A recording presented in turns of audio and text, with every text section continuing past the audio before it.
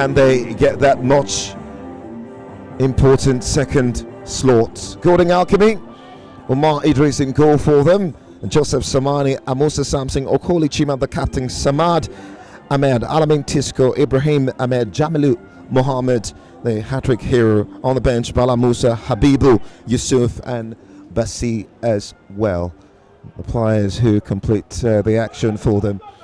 Well, for Dominant Force, spearheaded by the great Ponta entrepreneur buyer. Well, it's Ojele Olumuyiwa in goal for them. Defenders, Obidiego Chukuma, Akul Buke Unduka, there's Gafar Tohib. Midfielders, Okoronkwo Uchenna, Abdulamin Ahmed. Forwards, Anoba Goodluck, Raji Ola Muyiwa.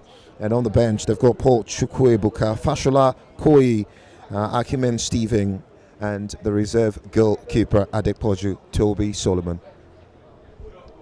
We're poised right here at the Lagos Mini Memorial Stadium as we once again enjoy the grandeur of the Lagos Liga, a tournament changing lives, bringing communities together, discovering talent across grassroots level, not just in Lagos, but also unifying interstate relations. There is so much on the cards.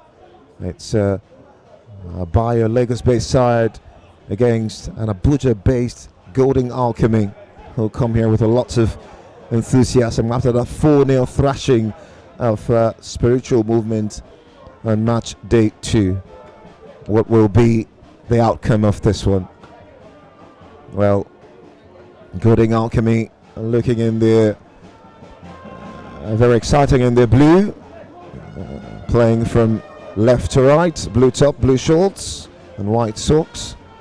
And while for Dominant Force, attacking from right to left in what is a very exciting red with a touch of yellow for the sleeve as well. Yellow shorts, black socks, joined by Olu Muyiwa as well. Not a player, even though he's got a namesake in the team sheet of Dominant Force, but he's a force on his own. And well, Dominant Force looking to start really strongly here.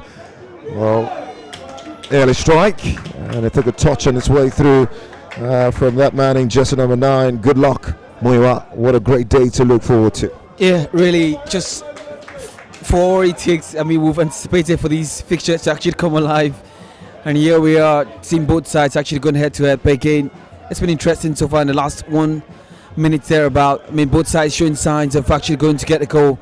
But again, Tony, just looking forward to see how this one ends. Dominant Force, Ola off this left-hand channel, ball into the area, and the referee will call that back. There seemed to be a challenge, and the man, as he was racing away from his marker, Namusa, really great pace down this left-hand channel. Yeah, really just, making sure that he gets into the box as quick as possible. I think Uchenna was trying to prevent Ola from actually getting into that 18-yard area, and then I'm very sure that at that point in time just catches him on his right. I think his left foot, yeah, it's got to be his left foot, and this could potentially be an opportunity for them to get the goal. Yellow card to Musa Samsing for that challenge, and Ahmad gets a chance to shoot at goal. And scored an incredible goal against Spiritual Movement, sets it up, and well, lots of effort in that strike from Okoli Chima. Actually, Okoronkwo Uchenna Powding, who put his laces through that strike, but that was always rising. And so much to look forward to in a group that has, well, excited us to say the least. The Dominant Force, winning their very first game was a real motivating factor for them.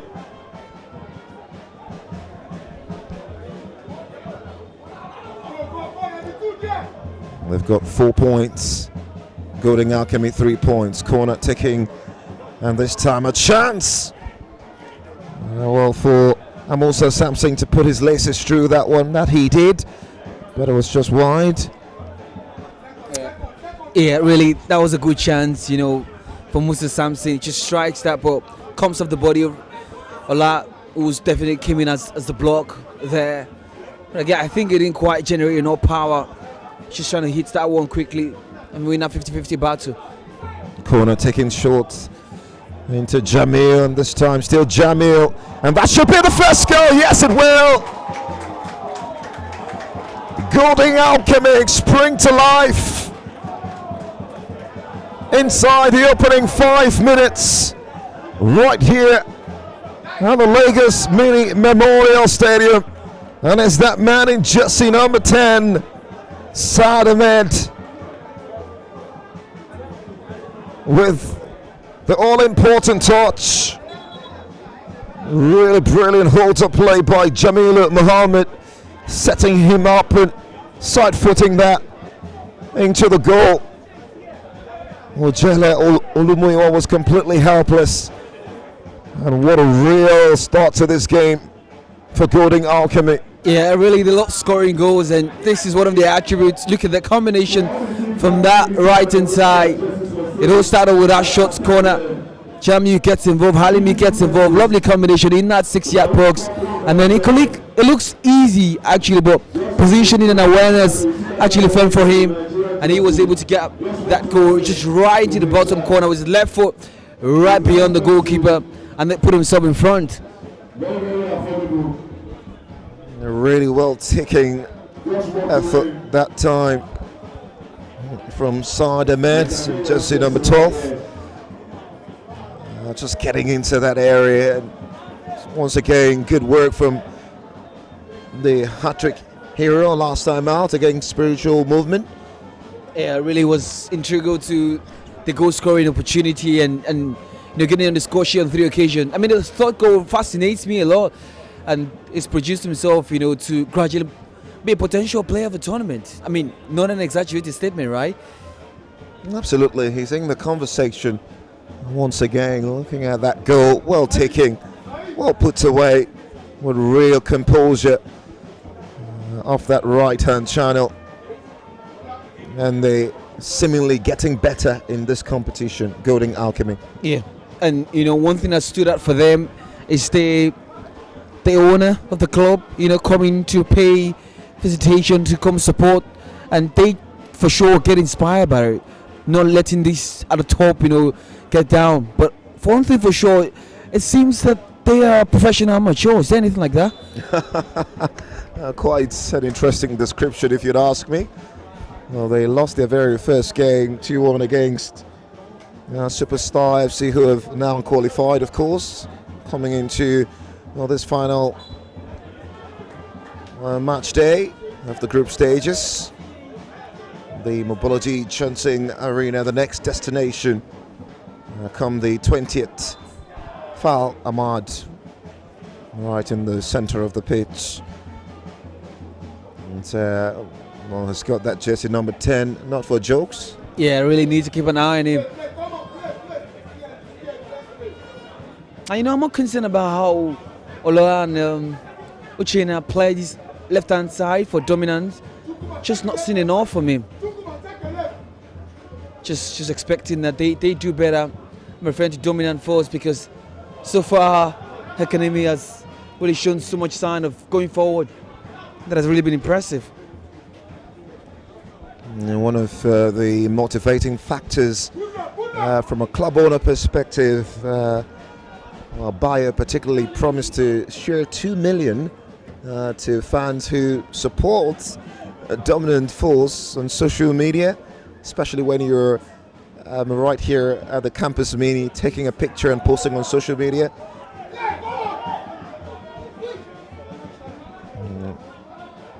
Just a little bit too much for Ahmad to chase. Well dealt with by Captain Chima Kohli. It's a bit of worry now. And, a man in blue currently on the turf. Will require the attention of the medics, perhaps. And it's Ibrahim Ahmed who is now up on his feet.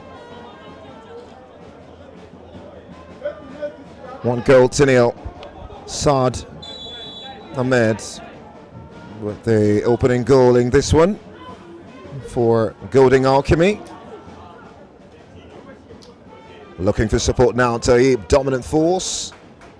Smacks the ball just across the face of goal, but most importantly, over the crossbar. No threat whatsoever. Yeah, really. Taib does well to bump forward, and back on that overlap, that crossing. But again, I like the way the striker held the ball for about a few minutes before he released Taib's run. And then there was no one there in the box to attack it. One time by Tisco. Well watched by Ojele. Olumuyiwa, who have conceded already. It's a foul. The referee sports that one correctly. Yeah. He's got to work on his balance. Really, Uchenna should do better on his balance. I know he's closer to the ground, but you've got to ensure that you're tough enough, physically strong enough, because no one's going to allow you to go for free. Free kick is ticking across the turf. And flying arm, that time from that man in Jesse, number 8 for dominant force. Fashola Koi. And an opportunity for Golding Alchemy to once again come forward. Long ball by the goalkeeper. On the volley, Joseph Samani, the defender, trying his luck that time.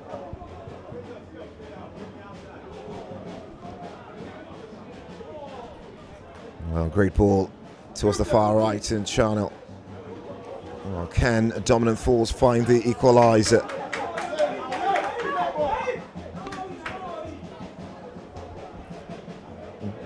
"11 minutes played right here at the Campus Mini." And, well, it's been pretty exciting so far. That's fine effort once again from Mohamed Jamil. Yeah, that could have potentially been a chance here for them to get the second from Jamie. He just catches that on that volley. I think he strikes that so well, didn't quite apply the direction, to find the back of an airport. Again, that's a potential effort.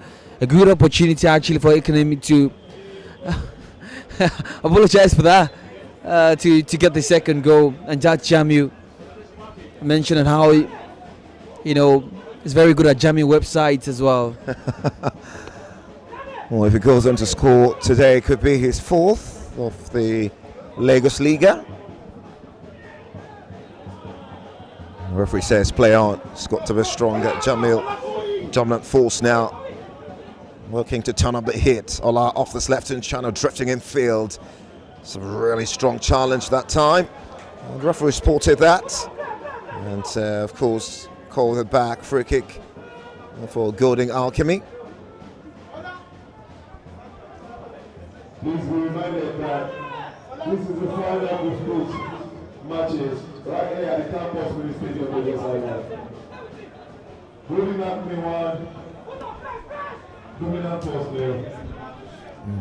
Guess what?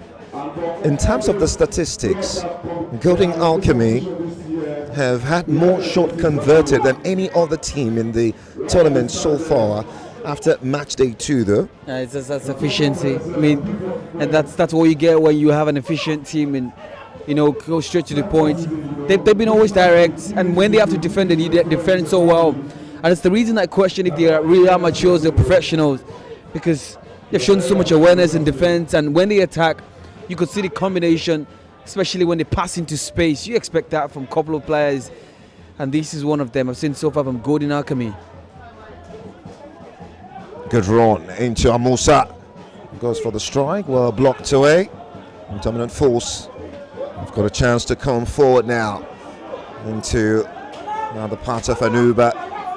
Just overcooked from Ola. And he almost regrets the pass. Yeah, I do not think the pace on that ball was too much. It's just that Hamad, the centre forward just couldn't quite make the run. Just didn't want to give the ball a chase. I guess it's just a matter of caution. And at this point, they desperately need him to get in all of those positions, that could cause Golden Alchemy, a lot of danger. 4 points, Dominant Force 3 points. Golden Alchemy, that second spot up for grabs. You reckon this fixture significantly could be winner takes all?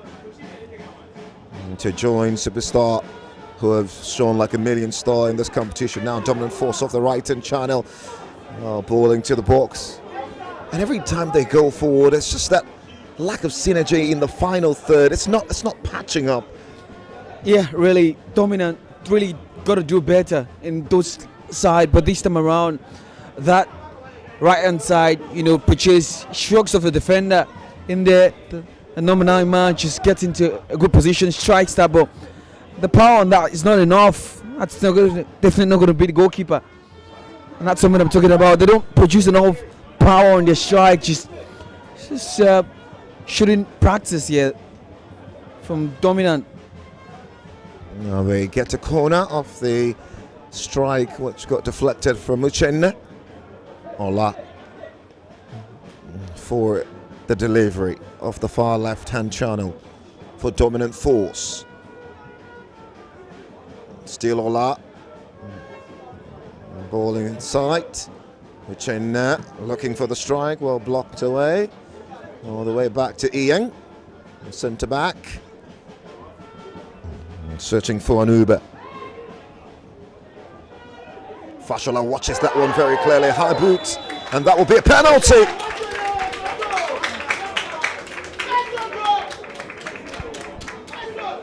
A high boot in the 18-yard box all day, every day.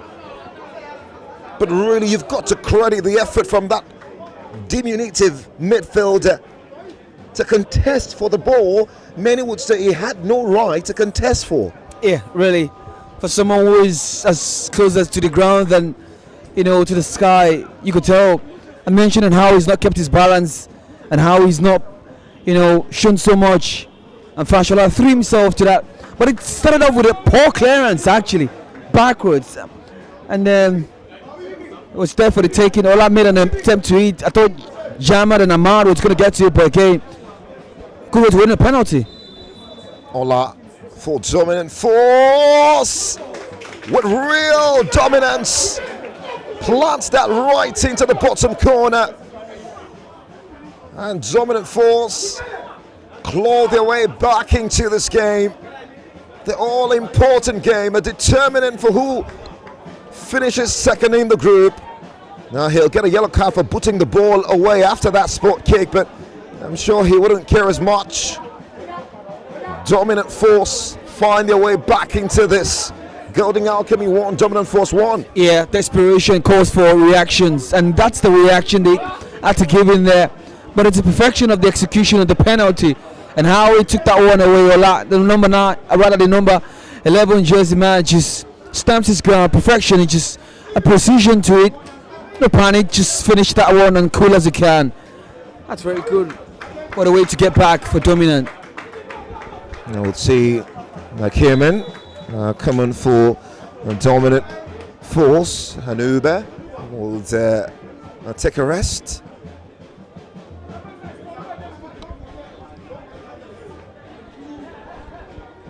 Golden Alchemy will have to do it again. Had to stay on his ground, the goal scorer, Saad Ahmed.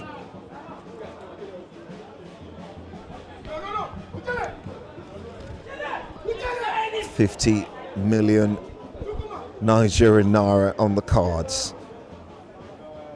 Bragging rights? Yeah. I was going to ask if there is any other naira. Huh? I was just going to ask if there's any other naira when you mentioned Nigerian naira. Well, the referee thinks there was some pushing in there. Calls that play back in favor of Golden Alchemy. Well, the quarterfinals gets underway at the Mobology Ginseng Arena, famously called the Oniko Stadium. We'll see the introduction of the video assistant referee when the quarterfinals come alive. That's a big development, Dave, especially not at professional level. Do not think the NPFL really does use that, but again, it's a big deal. You don't get to see the video assistant referee. That's the VAR used across many parts across Africa, and the introduction of the device will do a lot, especially in terms of making decisions.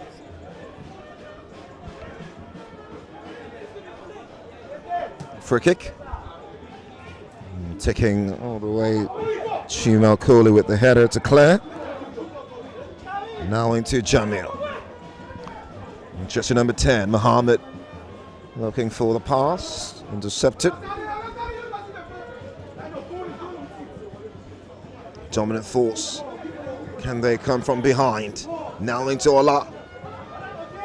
Finds a decoy run at Toib. Sweet balling to the 18-yard box. Hacked away, and Yusuf have got a chance to come forward. Lots of spaces to run into.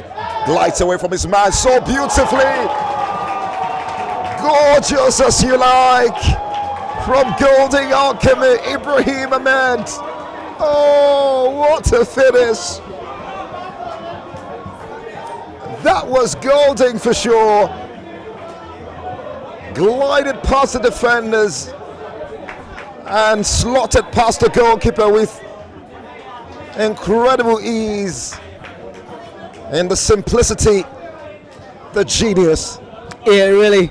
I love the giddy dance. Anyway, from Golden Alchemy, and again, Ahmed does well. Really, it all was definitely as a gift. For a second, it was dominant, with definitely attack at the other hand, and then a second opportunity came in for Golden Alchemy before the end of the midway point. Really gets in a very good position. A shooter dropped to the left hand side, and then he gets his position, gets his angle right, and then slot that one towards the back of the net. Absolutely good stuff there from Golden Alchemy. The composure there to make sure he sees the defender one-on-one. That's why they push. I mean, that's why the option onto his right hand side, ignores him and takes that decision alone. And good stuff there from Golden Alchemy to put himself back in front. And that was the last significant action of the half that has provided so much and more. 3 well-taken goals from these two sides, battling for that second spot in Group C, who will join Superstar in the final 8. We'll know in the next couple of minutes. But yeah, it was a brilliant start to the game by Golding Alchemy. Saad Ahmed opened the scoring, and much later Ola from the sports finding the equalizer.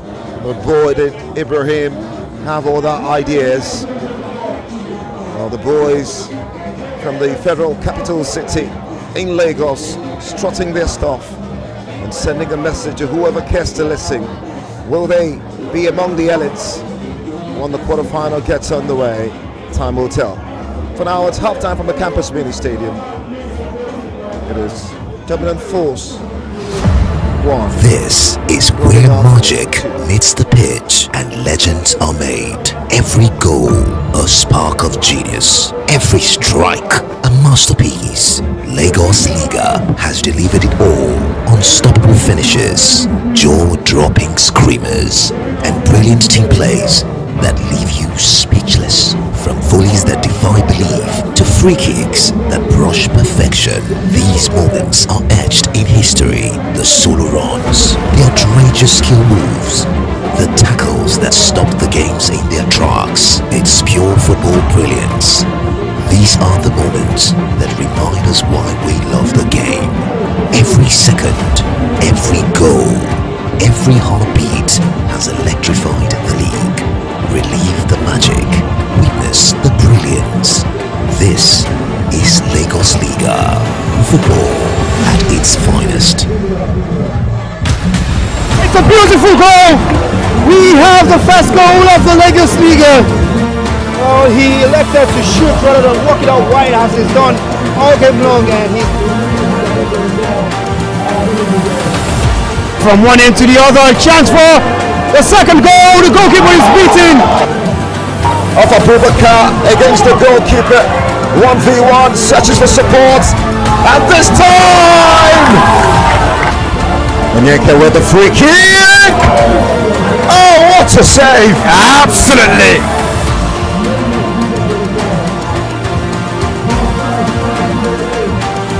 That's a big chance for Haji to make it 2-1. Makes no mistake.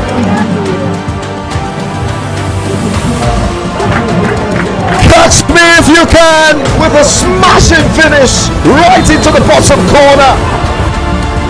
Chance for Ola. He squeezed it in at the near post. From Wasiu Balogu. Just does well to spread it across for a few first-time effort. Really brilliant hit. V1 searches for support, and this time, the hat-trick hero, impeccable performance, Mohamed Jamu to the rescue.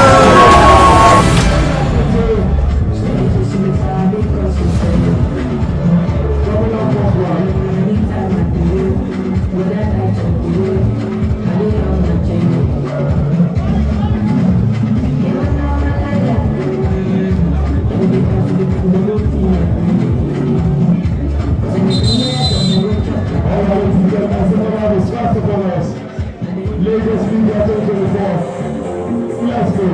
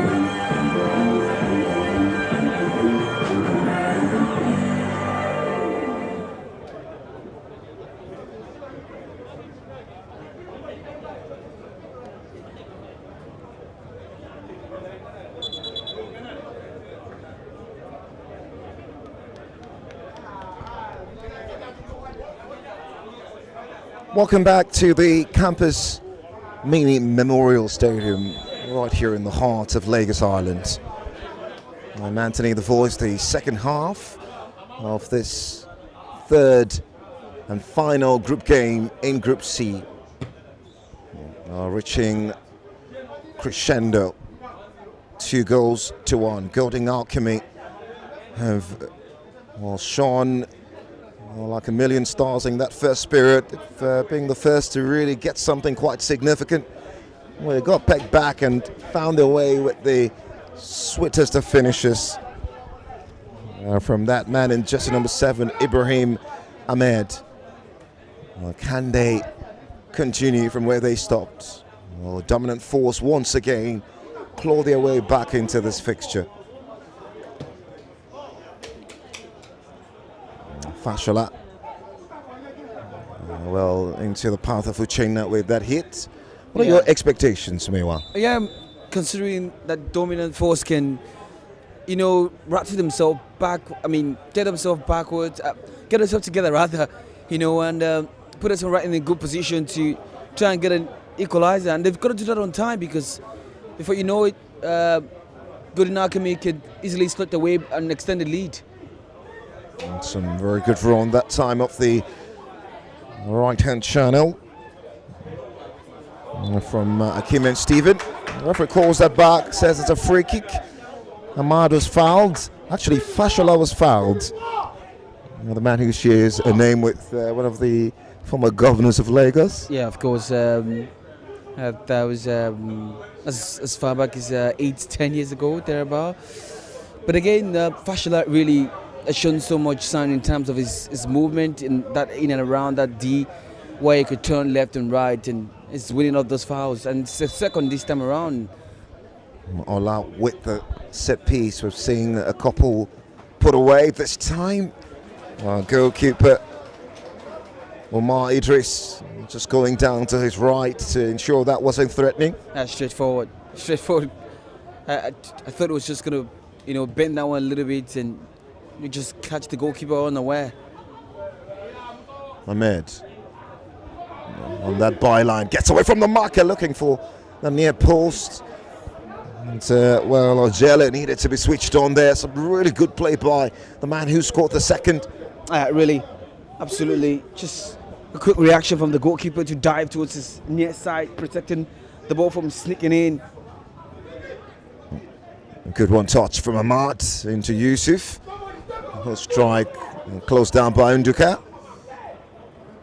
And well, a very, very vocal manager for a dominant force who are chasing the game at the moment. When the cross comes in, and comes off the head of Unduka, out for yet another throw on that far side. Joseph Samani will take it. Now into Ibrahim. Ball, give it away. Picked up now by dominant force. Just couldn't find the right weight on the ball. And, an opportunity for Golden Alchemy to come forward. 20 minutes per half. And of course, a chance for one extra point from penalties. Yusuf off that right-hand channel, needs support. Saad, Ibrahim, doesn't find the run of anyone. Yeah, I think we're just trying to pick out Halmi, but again, Tohib didn't quite react quickly. But again, the skipper just helped out the situation there. And there you go. You can't do that if you want to get an equalizer.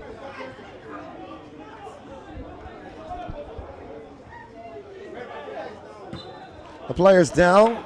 The referee will finally call the game to a halt. And it's Ola, clearly the most dangerous player, perhaps, for a dominant force on the pitch. Yeah, I think we share the same opinion for me. I think Fashola really, but it's just that Ola is more athletic. Excuse me. And, well, simple for goalkeeper Omar Idris to gather. Goes long. Hakim into Jamil. Now Yusuf has a fine ball towards Ibrahim.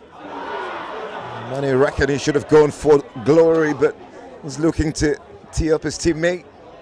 They're just trying to slot that ball in there. I think a quick reaction there was a good defending. Just sensed the danger and immediately reads the pass, intercept quickly. Not allowing that to project something that will make the defense more vulnerable. Chima. Push from behind. Captain Unduka into number 5. And just barges him from behind. Well spotted by the referee. And a chance for Golden Alchemy. Yusuf takes the free kick into Ibrahim.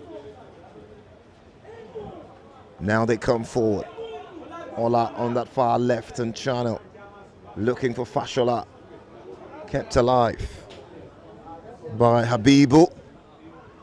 And a bit of worry now for Obi Diego Chukuma.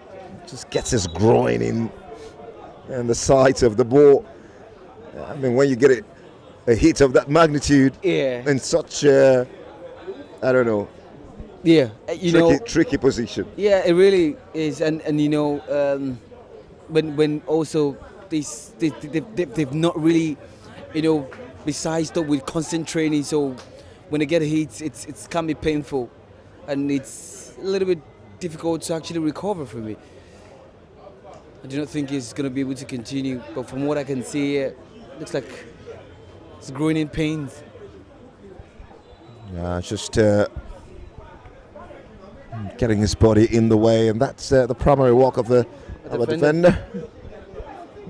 You put any part of your body apart from your hands in the way, to ensure that your goal is protected at all times. Yeah, and it's all reasons. There's every reason to always do that. I mean, there is a big prize on the table, so you want to give it all that you can afford, and this is definitely an opportunity to do that on the turf. Well, the free kick for Golden Alchemy. 7 minutes into the second half. 12 more minutes. Well, for dominant force to find the equalizer. As things stand, Golden Alchemy 6 points, 2 behind Superstars who have already qualified.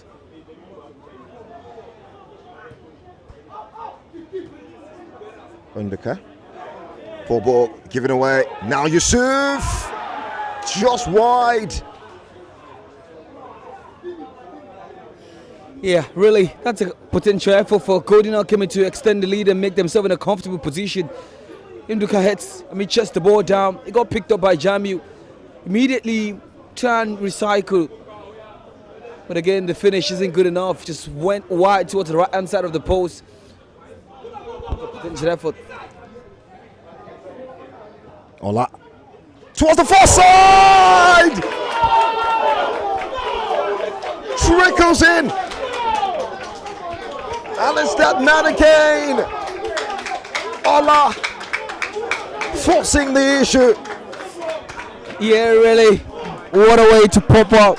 Actually, the man who was comfortable, rather, confident to actually get the penalties to finish off right there.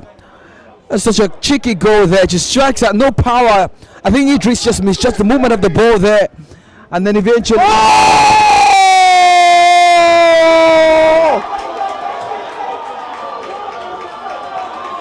It's a stunner from Golden Alchemy. Seconds after conceding the equalizer, the boys from the Federal Capital City lay siege on this fixture with 10 minutes left to play. Yusuf with a potential goal contender of the tournament. Yeah, really, do not scratch your eyes. And even if you blink, you miss one, because the goals are pouring in and balls that are bleeding from goals. And really that effort from that right hand side from Yusuf is absolutely audacious. And atrocious effort there, just strikes that. Didn't panic, just bends that one right to the top corner. Absolutely a belter for a goal. A scorcher under the scorchy sun. Really gets himself and gets his side right in front again for the second time. Golden Alchemy for sure 3, and at the moment dominant force still stays at 2. Quick fire goals, and boy, what a fixture this is. You blink, you miss. 3-2, and we're back to where we were. Yeah, I was at the point of catching my breath and describing the goal that Ola finished a few minutes ago.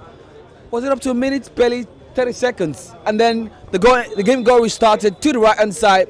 Really, Yusuf get himself in a very decent position, not minding what could happen next, just execute that from that tight angle and into the top corner again. Like you mentioned, will definitely be a goal contender. Yusuf Aminu, who just came on board for Mohamed Jamu. Now Undercat into Ahmad. He's back on the pitch now for dominant force.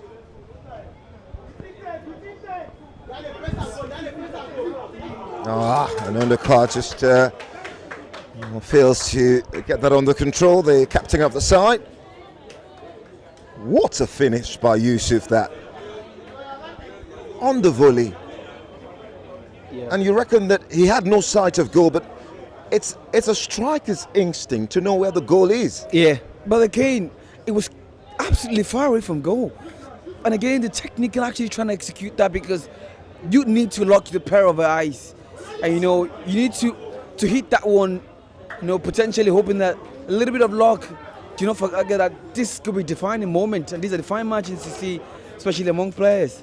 Aminu intercepted by Undercat. Yeah, Undercat also out there to recover possession for his side. Won by the man who scored the first goal of the day, Saad. Long ball, well recouped by the goalkeeper.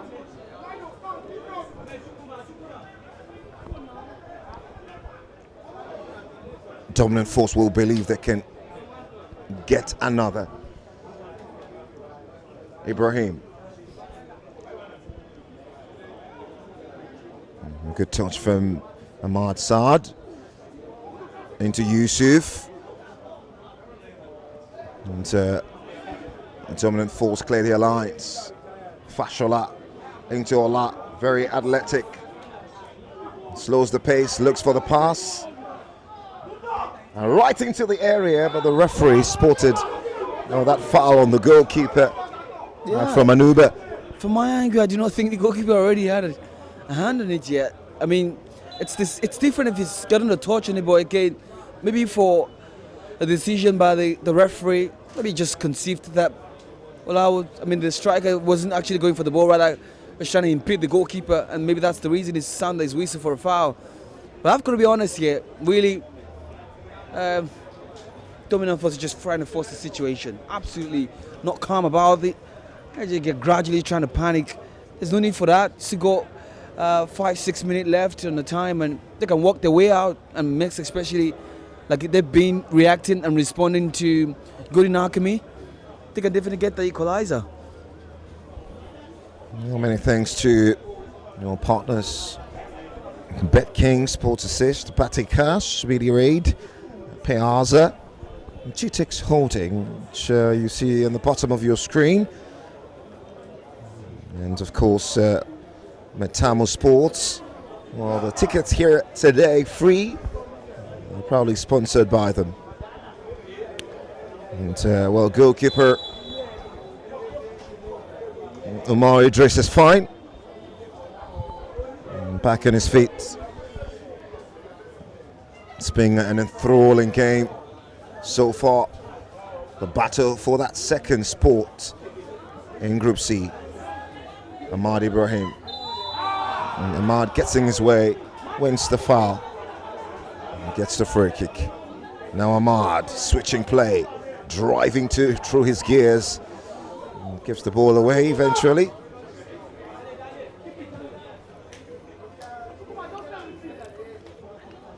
Ahmad, can he find the pass? Doesn't. Well watched by Saad. Real quality on display this fixture. I'm sure that many saw that coming.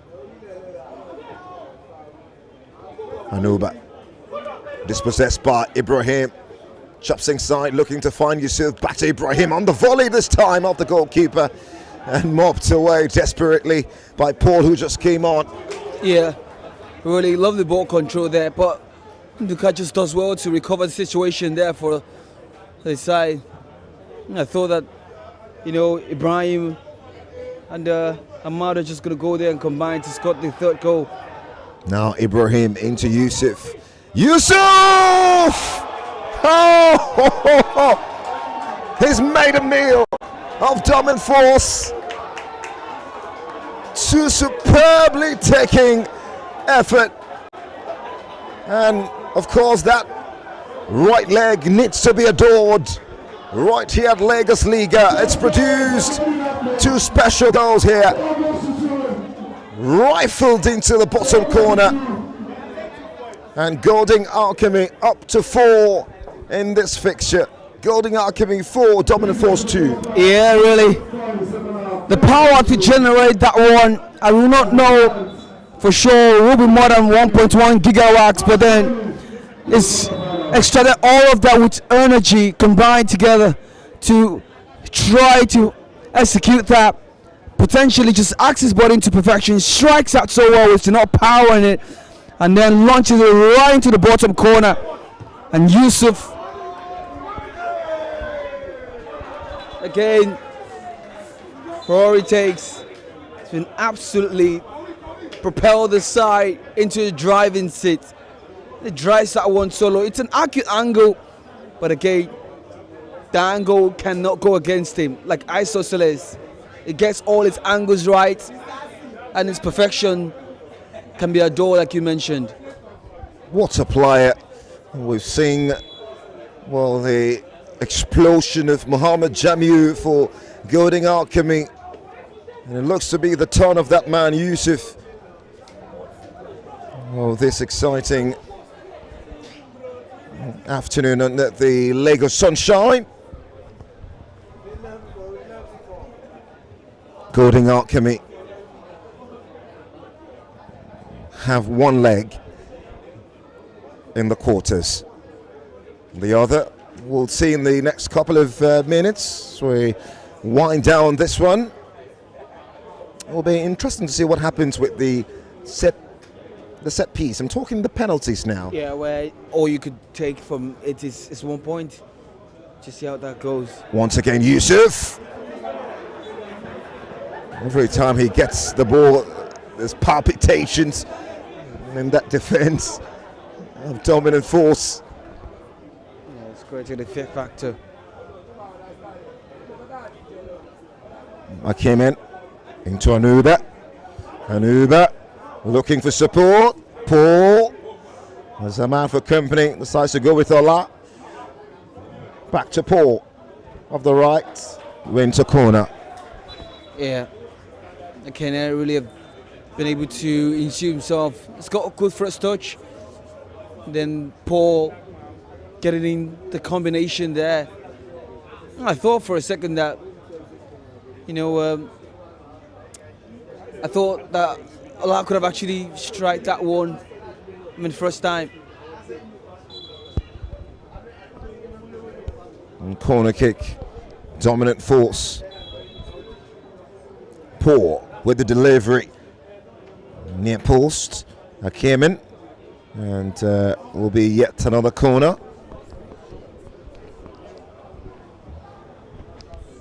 And the quality of the delivery could be very key here. Njola off the right, left-footed ball into the area, and cleared away. And pushing there, spotted by the referee. Yeah, there's no reason for him to have done that. And look at him, the expression on his face just tells that he's frustrated. There was no need to do that because he has an advantage right in the box. The ball is dropping right in front of him, but he wants to get a yard. He wants to get a yard ahead of him. But okay, good defensive clearance there from Golding Alchemy. Faces. Some excited, some disappointed. The Lagos Liga feeling. Depends on which part of the divide you stand, but as a neutral, you'd say it's been an excellent match day so far. Yeah. Akemen, really good play down this right-hand channel. Watched by Okoli Chima.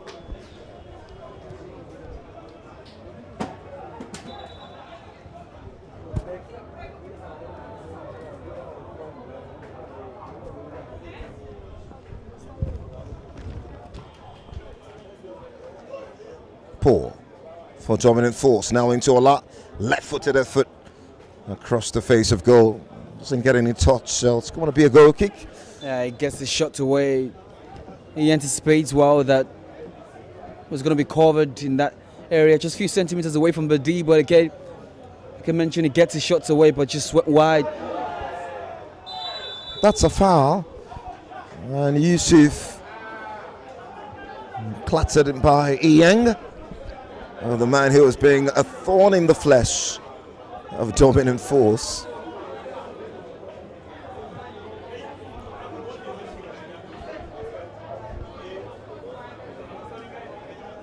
And you reckon that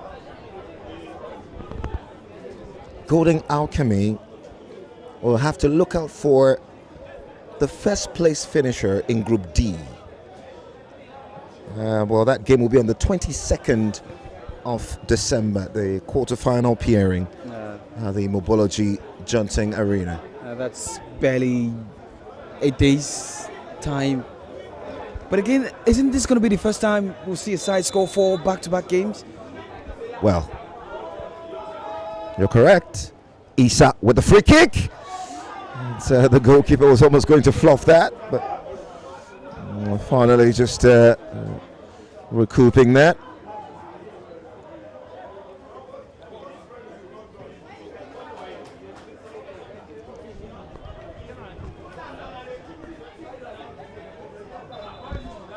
It'll be interesting to see what happens much later. Some very exciting fixtures had to come.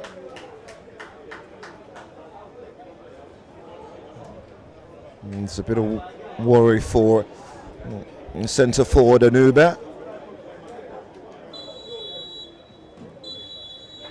And there you go, centre referee with a final whistle. Big 3 points for Golden Alchemy. And of course, the Butcher Bay side booked their sport in the final 8. After a losing start to this tournament, they have turned the corner. And they will battle for 50 million naira at the Mobology Johnson starting from the 20th of December. Incredible performance by every stretch of imagination. One step better, one move better. Everything dominant force threw at them. They were better on the day. It was Saad Ahmad who started the scoring. Some really beautiful brace from Yusuf. One of them, an incredible volley to ensure that Golden Alchemy have the edge.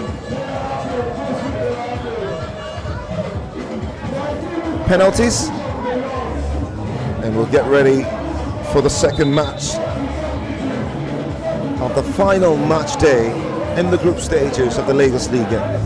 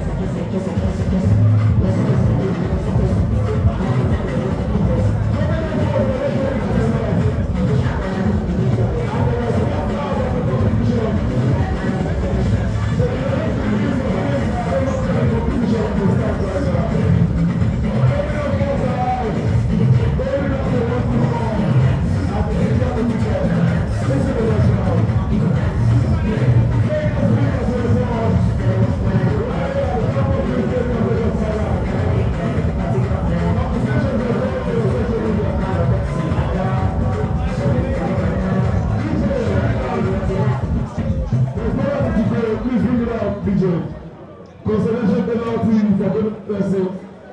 Golden Alchemy, they eliminated and they forced Golden force out. Whatever happens in the penalty shootout, regardless of whatever happens, Golden Alchemy are true.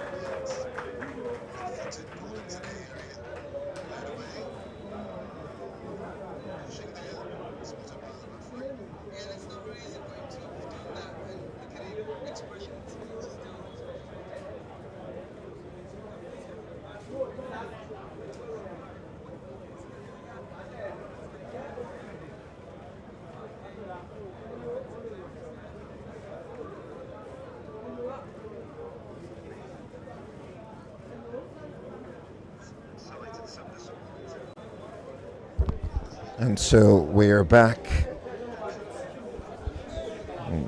Penalties, as customary in this epoch-making Amateur League. There being new technical levels to the game just added to ensure the excitement levels. Ola may not be progressing to the final 8, but he's got one more opportunity to glow under the Lagos Liga sunshine. Number 11, Ola, standing on the penalty. Is that a wrong? He's a right footer. That his team is playing out. Can he find the finish? Oh! Tries the Paneka. Comes off the crossbar. And on one level you're impressed with the audacity. On the other, he didn't score. Yeah, really. Something about Paneka is you've got to be sure that the goalkeeper is going to be diving to the left and right. So you're having to hit that slightly through the middle. And you've got to hit the ball underneath and not side. So it's the reason that just take a little bit of elevation upwards, and the execution, of course, not standard. La could have just found the back of the net again, but not this time around. It did during the game time. Amusa, a centre back for Golding Alchemy. He's been real quality defensively. Can he get his side underway here? An additional point wouldn't hurt now, would it?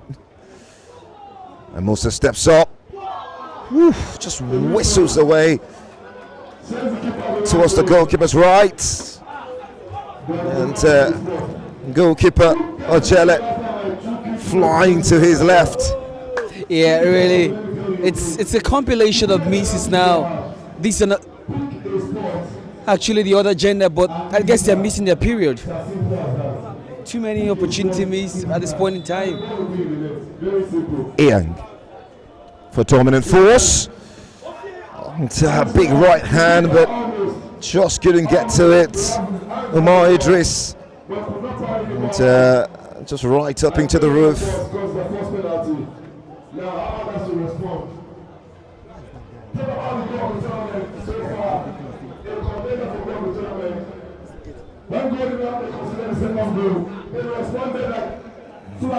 It's going to be Ibrahim Ahmad, scored a special goal in game.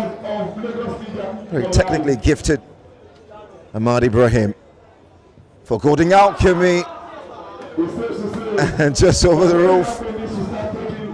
And it's a flurry of misses now. No penalty scored yet.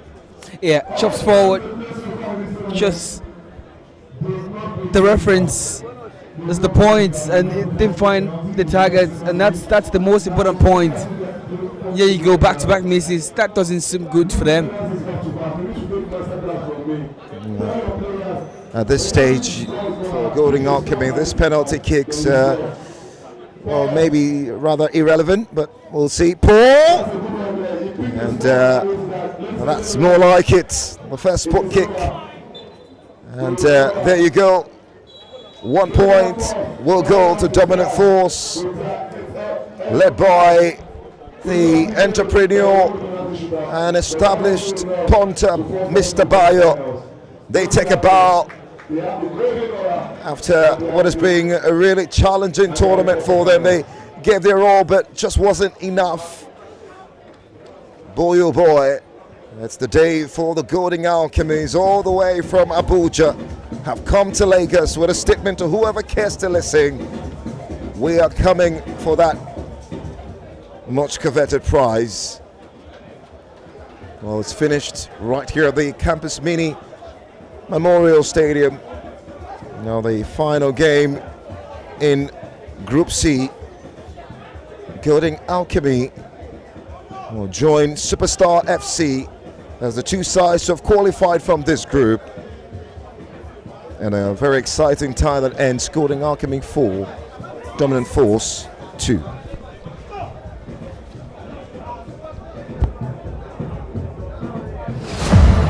This is where magic meets the pitch and legends are made. Every goal, a spark of genius. Every strike, a masterpiece.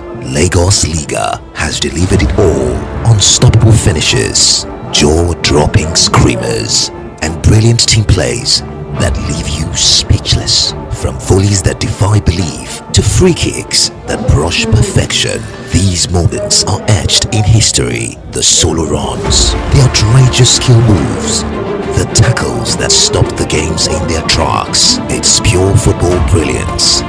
These are the moments that remind us why we love the game. Every second, every goal, every heartbeat has electrified the league. Relive the magic, witness the brilliance.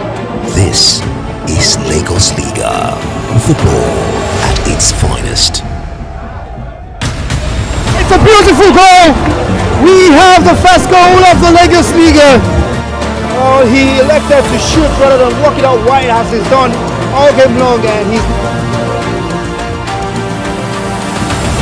from one end to the other. Chance for the second goal. The goalkeeper is beaten.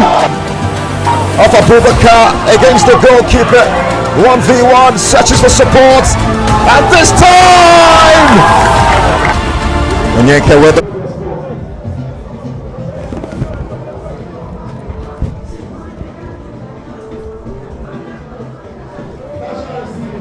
after match day 2, Group D still opens up a spectacle in view, and most importantly a feeling of uncertainty, with Primal Sporting pulling away with 6 points, poised for the final 8. Supremos of Janjazi, Thatcher FC of Thatcher, and Stephanie Leakers, not so fiery, cracking firecrackers, have all to play for. But here and now, the feminine power of Lagos Liga clash here as we seek for one true Amazon in this battle with a touch of feminine conquest.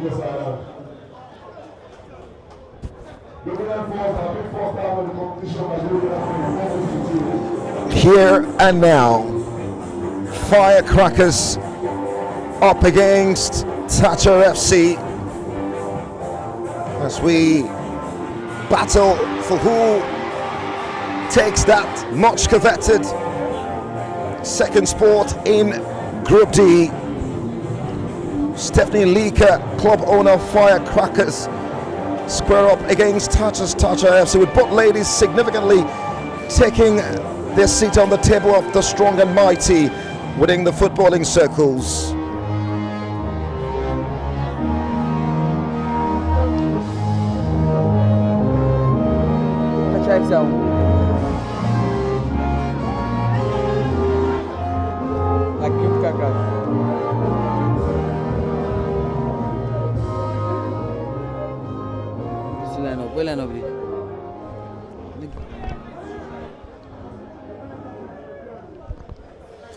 This one possessed trappings of great uncertainty, with not knowing what to expect for many. Thatcher FC hang on for dear life after 2 painstaking draw, despite showing great quality within their ranks, while Firecrackers have been on the receiving end of more fire than they have dished out. A 6-0 demolition by Primal Sporting puts them closer to Fornans than farther away. However, this game offers a chance at recovery, while hoping other results go their way. The battle crescends towards the knockouts. It's now or never. Call it the battle of the 2 pointers, and you won't be far from the truth. The 2 captains are having a word with the centre referee as we get ready to sail right here at the Campus Mini Memorial Stadium in Lagos Island.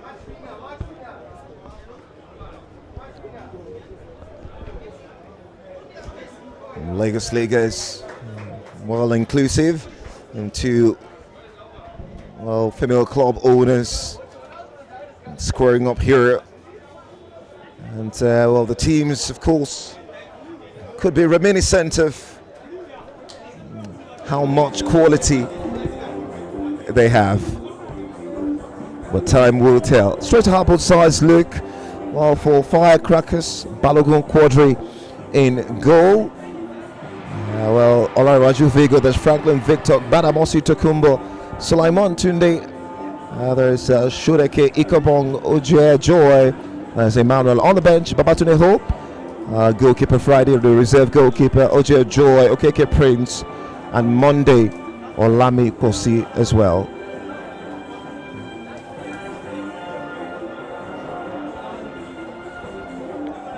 And there you go for Thatcher FC. Well, it's Mahmoud in goal. Adohe Michael, the captain of the side. Onyeka Destiny Edu, Alale Adio Yusuf, Prince Nasku, Joachim Ibube, Onoja Matthew, one of their special weapons in that attacking line. There's Ugochukwu on the bench, Musa Oluwatobi, and Opisa Miracle as well.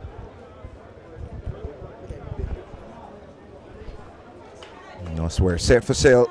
Thatcher FC, as expected, come here in their white shorts with a touch of blue and firecrackers helping to crack through the sunshine and hurt Thatcher FC, perhaps send them home.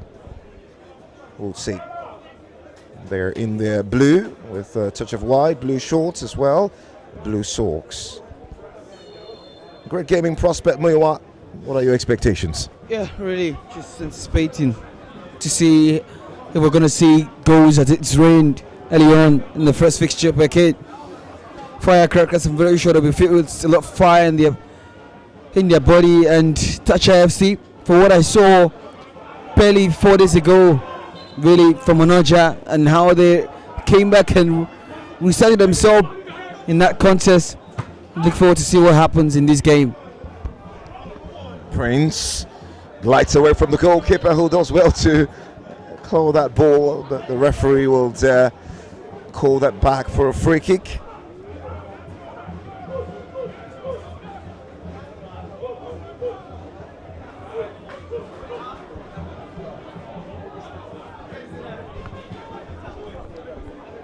Thatcher FC have had their fair share of challenges. It's been a very qualitative side, but the results have not reflected how good the team can be.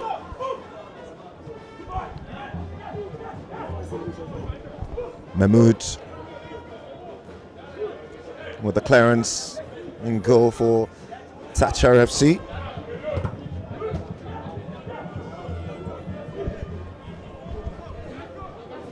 Shodeke.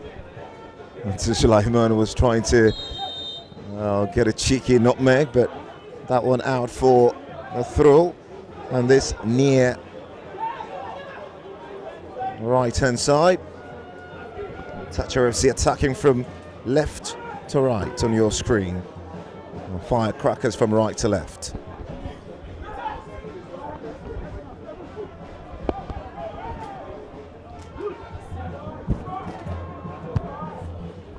Badamosi wins the free kick. Good defensive play.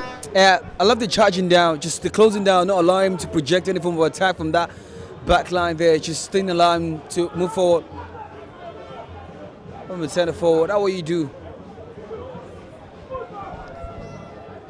Good way to receive the ball on the turn.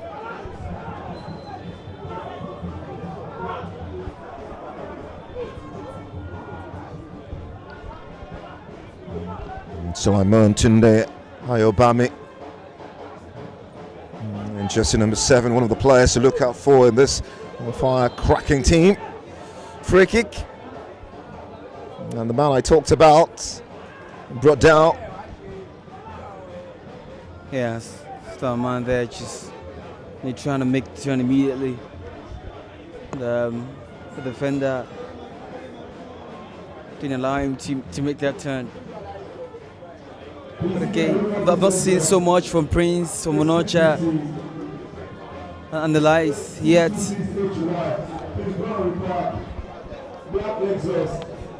A chance for the free kick. Amidst the wall.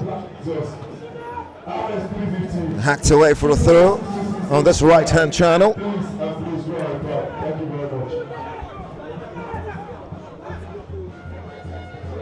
Shodeke for Firecrackers into Gbadamosi. Onoja is very strong on the ball, wins the free kick as well. Really good power play. Yeah, Gbadamosi there was trying to be clever. I thought he could just release the ball quickly into that corridor of uncertainty, but good defensive job there from Onoja. Just get in front of him and not allow him to project the pass. Primal Sporting 6 points in this group. And they completely pummeled Firecrackers in the last game, 6-0. Adieu for Thatcher FC. Will they go direct? Well, doesn't achieve the desired target, gives the ball away. And Ikolbong wins it, still in sight for Firecrackers. Out wide now. Looking to walk their way into the 18-yard area. The cross. And well defended for a corner to Firecrackers. Continuity carries on for them. Firecrackers. The Ikolbong make the turn onto his right, his left. And they feed the ball to the right-hand side. And corner floated into the area, hacked away into the path of Sulaiman. Chops away from one. And almost gives the ball away, but we'll be excited to have a through. Ikolbong.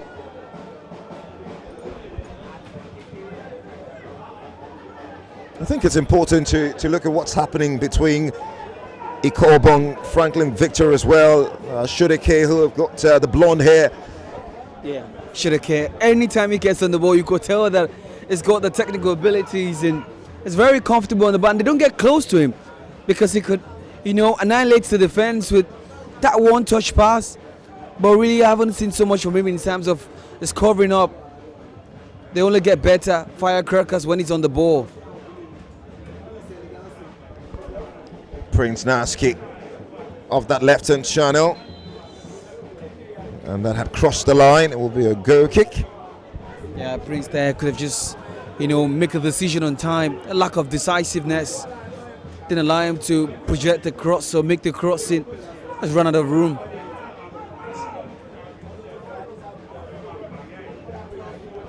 Thatcher FC coming off that enthralling 2-2 draw against Supremos. A game that was explosive by every stretch of imagination. Adewale Adewi scoring a spectacular free kick for Tonjaz's Supremos. And then we saw the comeback after Abdoumenine scored as well. Adil with the penalty. And Onoja as well, starting the comeback in that game.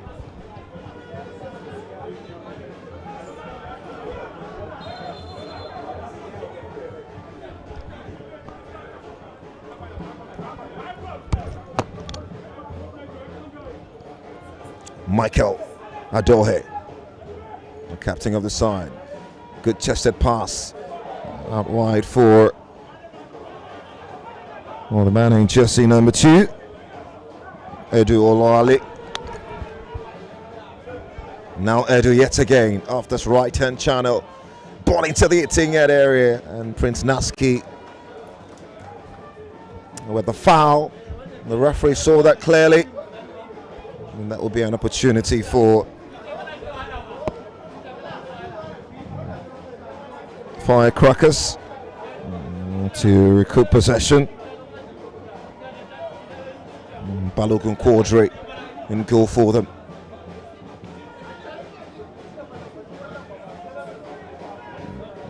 Walking their way out of the defense. They give it away. Prince. What a player. The combination involving Prince and Onoja is something that you maybe want to see at a professional level. Yeah, but today it doesn't seem at that rhythm that we saw Onoja. But you could tell that he has this touch of professionalism. His in-game play really has shown that he's a team player. Shureke. Can they find the finish? No. It took a touch, Sulaiman, on the end of that. They're not the biggest in terms of presence, Firecrackers. And it don't seem so, but you could tell that the manager really has shown, with all of these animalistic gestures, that they need to go beyond just that. They've got to do better than what they've seen so far, and even the fact that they've created the best chance. Opaise praise comes in for Prince Natski. For Thatcher FC, as they continually defend. Firecrackers now with the throw.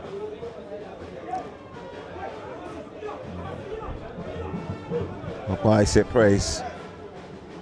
Throw taken quickly into Badamosi.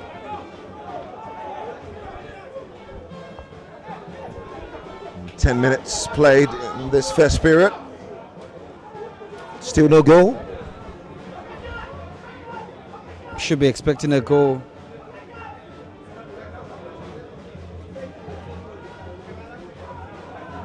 Some really good marking there. Firecrackers. Joachim Ebube now into the path of Thatcher FC. Opaise praise, who just came on board. Looking for the Johan Cruyff turn there. Yeah. Wins a corner. Yeah, but Amos didn't allow him to go through. Just sense that it was trying to be tricky there. But then she just stands his ground. And his concentration to make sure that's not a pass. Successful at that. Corner whipped into the box. There was some pushing and talking at the back post. Free kick for Firecrackers.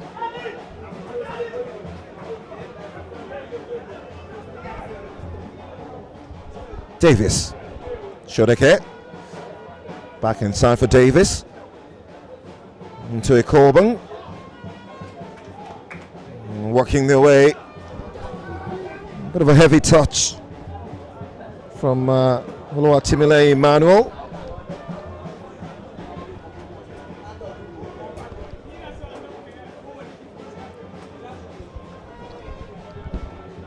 Onoja misjudges the flight of the ball. And, picked up by a goalkeeper.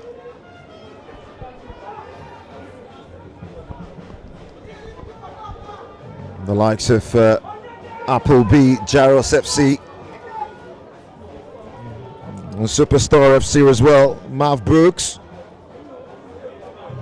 all affirming their place in the final 8. 30 BG as well. That's good stuff. I think we're looking forward to promising encounters in the latter phase of this competition. The Lagos Liga. It's unusual that we've not seen a goal from Thatcher FC and from Firecrackers. And the last fixture produced more than 3 goals, and the last game before this one produced 6 goals. 4-2 it ended, and this one really should have given us something to cheer about. The fans are anticipating, waiting for that moment when they scream their lungs out to express the jubilation, to celebrate the goal. Adil with the free kick for Thatcher FC. Can they spring to life? What a spectacular right hand to claw that away. Yeah, really, Adil just didn't care about the technique, just had more power to that. He's trying to catch the goalkeeper on the net side. He really just couldn't find the back of the net, but that's a chance, inches away from finding the back of the net. Absolutely, Thatcher FC could have been in front. Balogun with that terrific save. Has to be one of those saves of the season. Yeah, one thing he does well is it gets down on time. He gets down on time. He waits to when the ball is going to be released, and his defender isn't there. Near that, were they there to protect him? I mean, with the wall, really exposed him. Toucher FC banging on the door. Corner kick off the right. The header towards Adil, and will just trickle out for a goal kick. What a hit, that free kick. We've seen many saves from Balogun in this tournament, but that one will be right up there. Miracle, Okwaise off this right. Into the 18-yard box, the cut back into the area. And it's the sweetest of finishes. From the man in jersey number 9, Joachim Mebube. And surely Toucher FC have their noses in front as expected. The pressure finally pays off. Yeah, really. Mebube profited from the cross of Miracle. Absolutely one touch into the back of the net. Really gets in front of the defender there. And then special level. Look at his movement till he get into the 18-yard box. I thought Badamosi should be there, but it's not. Really one touch right into the back of the net. Beats Balogun this time around. Not good enough to fight. Absolutely, Toucher FC gets in front. A goal they have truly deserved. Many would say that giving the standards on the log, they deserve better, but you've got to earn it. Well, that's the nature of the game. They drew against Primal Sporting Toucher FC in their very first game, 1-1, and then drew their second as well. That's a foul on Joachim Mebube. And it's not the best of challenges that time from the captain of Firecrackers. It's a really good position as well. Yeah. The way fancy the chance. But for a player like it will be, the manager will be grasping and, you know, going through an in-depth thoughts to that challenge. And really, but the goal once again, just the way he sneaks into that 6-yard area, pops out immediately, one touch right into the back of the net, just absolutely great. His anticipation level, just always anticipates that the ball is just going to fall in kind in there. Poor defending again from Firecrackers. Good striking thoughts from Toucher FC. They can go up to 5 points, potentially 6 points in this group, Group D. In the meantime, they've got a free kick. In a really good position. It's just on the edge of the D, centrally. And there's a Dio, who seemed to be the man from set pieces.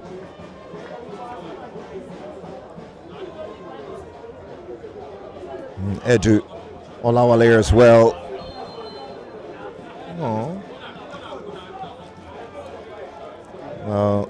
Can hit them, Adio! Oh, what a chance! And he side foots it. I think it took a touch of Badamosi and out for a corner towards the far right hand channel. And Toucher FC want more. Gunning for more. Corner into Edu. And a chance for Firecrackers to come away with possession.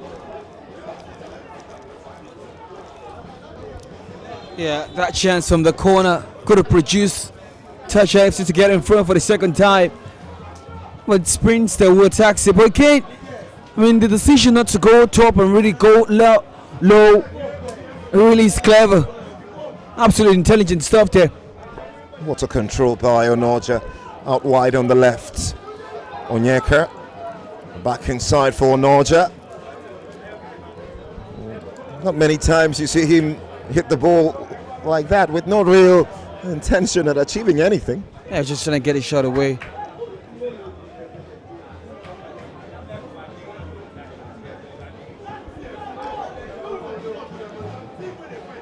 Really quality side, Thatcher FC.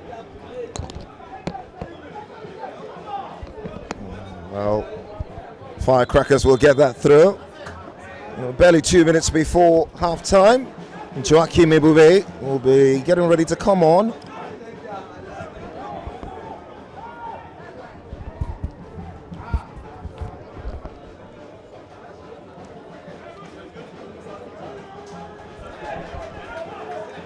Should be the last significant action of this half.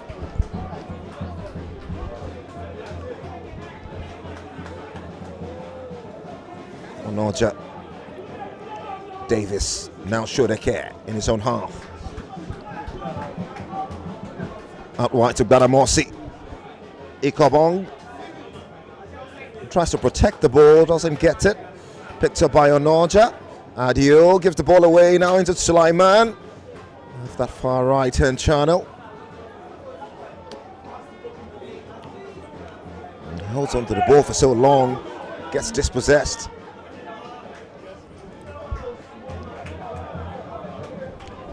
And it's good defensive work from Captain Olarewaju Vigo. And there you go. Central referee's whistle. To the delight of Thatcher FC, who lead 1-0 Kutsi. The deft touch of Joachim Ebube. Once again, it's been a really strong start for Thatcher FC. Hand their hood on. Lots of work to do from a firecracking point of view. For now, Firecrackers 0, Thatcher FC 1.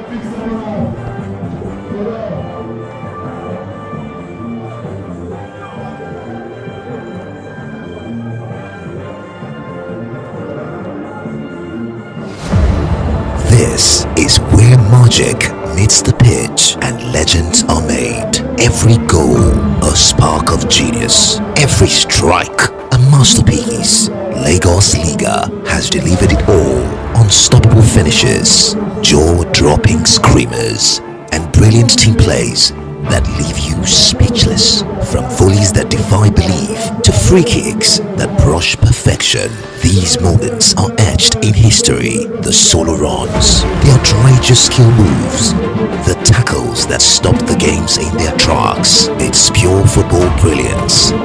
These are the moments that remind us why we love the game. Every second, every goal, every heartbeat has electrified the league. Relive the magic, witness the brilliance. This is Lagos Liga, football at its finest.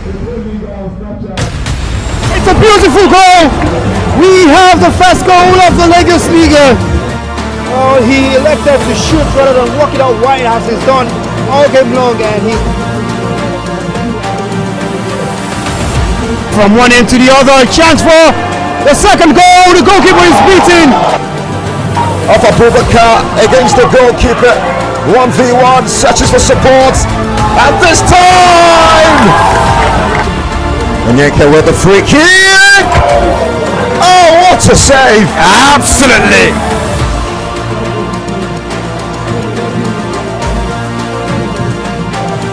That's a big chance for Haji to make it 2-1.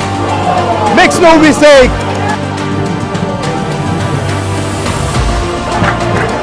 Catch me if you can with a smashing finish right into the bottom corner.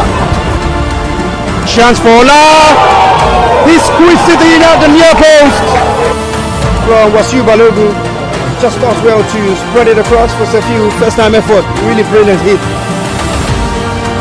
V1 searches for support, and this time the hat-trick hero, impeccable performance. Mohamed Jamu to the rescue.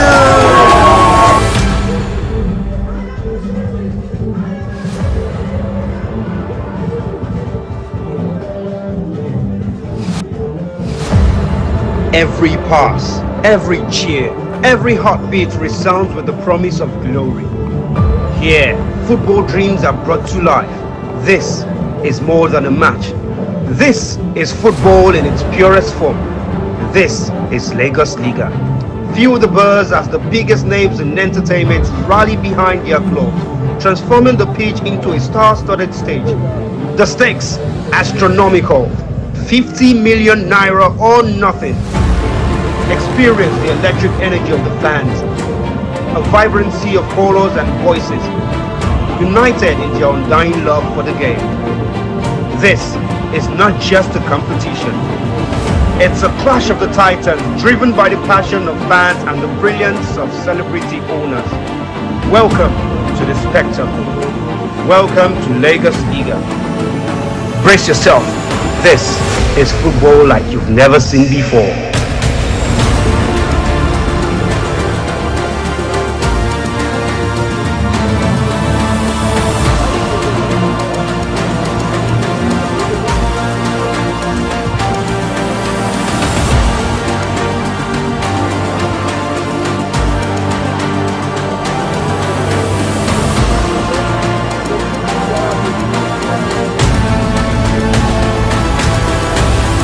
It's a beautiful goal.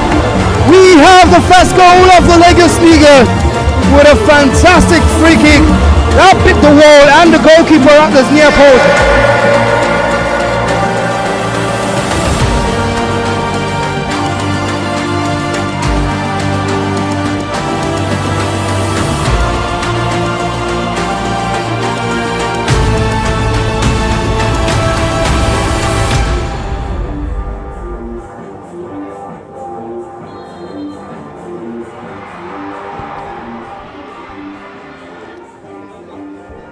And so we are back. Second half in this second fixture of the final group stage games at Lagos Liga. Group D on the cards. Firecracker up against Thatcher FC. It's been a really strong start by Thatcher FC. Beautiful goal by Joachim Ibube, giving them a real start now. They can start explosively as well. Agonizingly wide from Joachim Ibube.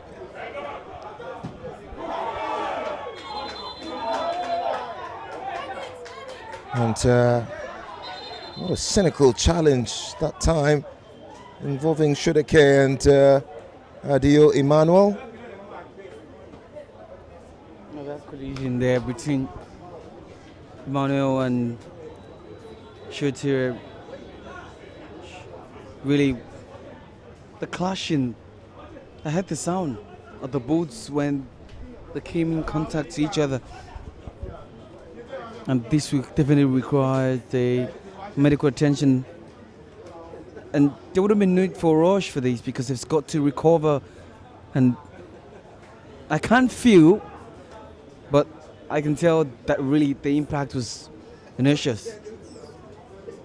But players just clattering into each other, and it felt like Shudeke was the man who forced the issue per se, but then it becomes really difficult to determine because it will feel like a 50-50 challenge. It was a 50-50 challenge, but again, Shudeke just get there a little bit late because and you already takes the torch away from where the ball was, and that's the situation. And Virgil Shudeke really is feeling bad that, you know, it's cost him so much pain. A real warrior. Adio gets up on his feet as well, being held by the medics. Not sure he can continue. We'll see. That was a really, really strong hit from that collision.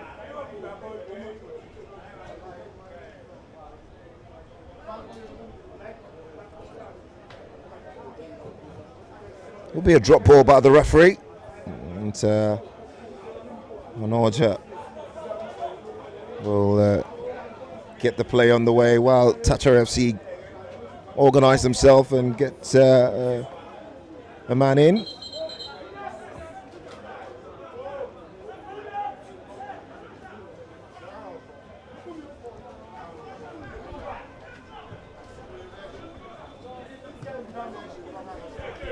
Onoja. Now Firecrackers. Poorly reads the move of the ball that time.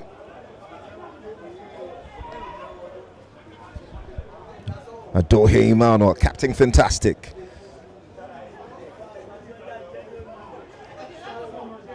And goalkeeper Mahmood off his line to ensure that no problems for Thatcher FC. Joachim right into the hands of Balogun. Long through there from the keeper. He can go for the hits. Really, that could have been a big chance there for Onoja. Just takes it one time. The ball was dropping, just trying to catch that one, the half volley.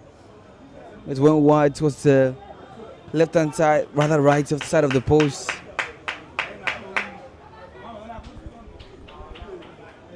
Badamosi. Referee calls that back. Now Shodeke off the left. Can he find the pass? Badamosi keeps it in play. No, he doesn't. Yeah, just didn't get the touch right. But again, he shouldn't have allowed the ball to roll across his body. But I guess he was just trying to get a yard and trying to wait for the skipper to engage him, but he's unwilling to fall for that temptation.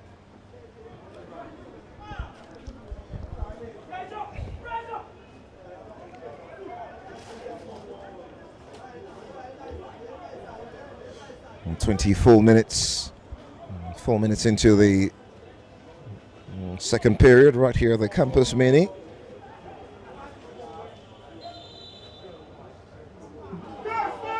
What do you think has been the problem for Firecrackers here? It's just the inability to click whenever they get to that final third, when it's time to make the decision. And again, I'll be honest with you, Adio really, in front of that defense, have shown so much capabilities, and Firecrackers have not been able to deal with it. Vigo with the clearance. Captain like, no nonsense. So was the last man in that defense line for Firecrackers.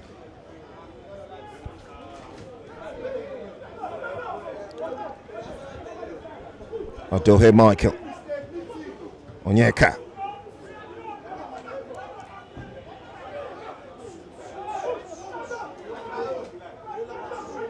Still in sight. Joachim. Miracle. Into the 18-yard box. And the strike, the save. And on the rebound. Adil Yusuf just couldn't find the finish. Yeah, really, the way Miracle just, swiggles and really finds his way into that box, really, it's enterprising. Just cross the ball in. Onoja gets to it. Adio really can't exactly respond. And that's a poor finishing in the end. Wayward. Very cheeky nutmeg. Miracle. Onoja makes no mistake. Smashes it into the top corner. And Thatcher FC take control of this fixture. 2 goals up. Yeah, really. Miracle. A perfect constructor. Really, whenever you need to look out for the perfect structure of a building, this man is the architect. Yeah, that's 2 assists for him this afternoon for Miracle.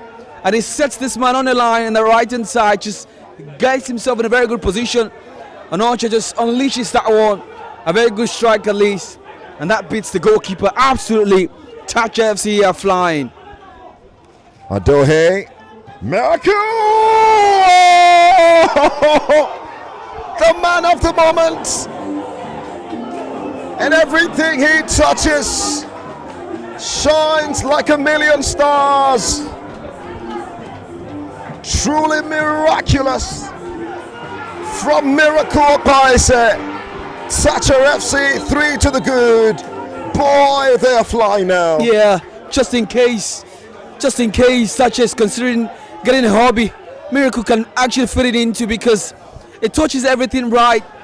It gives you opportunity, assist, it provides every availability to make sure that he's in there for you. This time around, laces that one on his left foot, strikes that absolutely into the back of the net.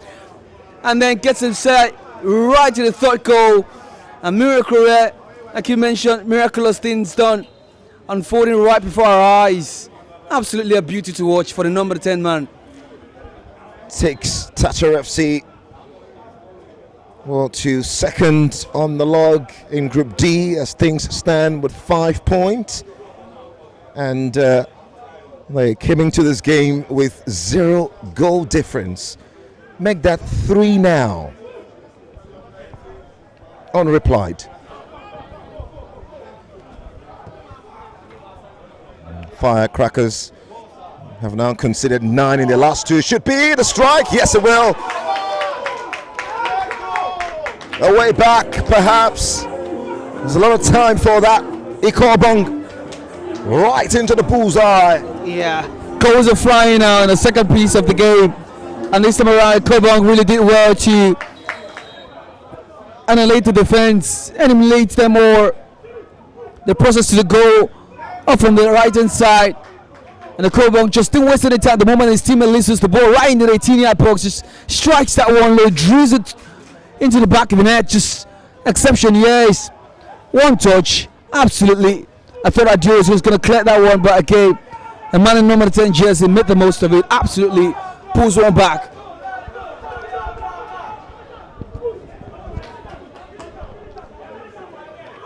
That's a foul every day. We'll do Sote off this left-hand side.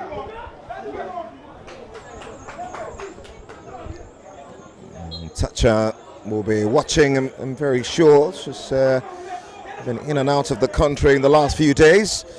But she was significantly involved in the selection process of this particular team.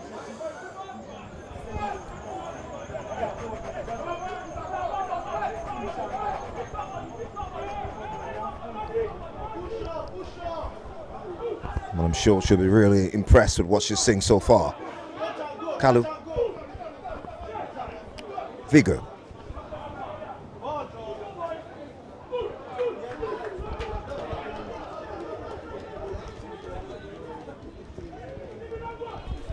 And they drew their very first game nil against Supremos. But then won via penalty 3-1.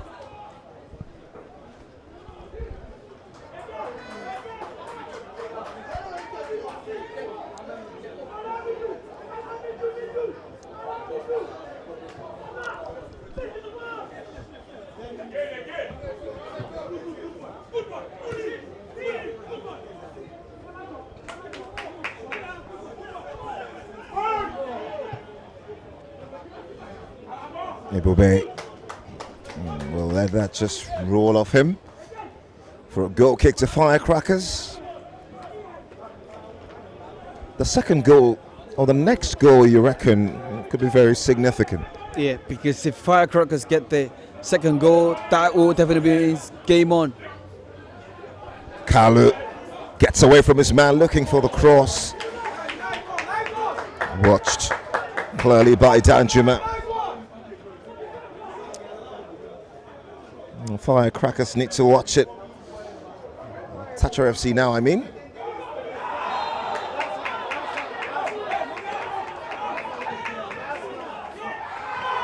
Well, gets a yellow card. Firecrackers. Davis. Shouldn't that be a red card? Yeah, the referee understands the law because it's only when he's preventing a clear goal scoring opportunity, that's when it becomes a red card. Because there's no goal scoring opportunity there. It was two players contesting for the ball, and then, in the end, it fouls him. That's definitely the right decision to give a yellow.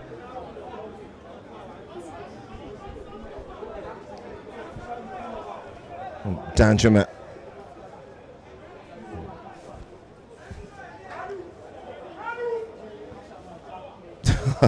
really just momentarily becoming a goalkeeper there, Davis.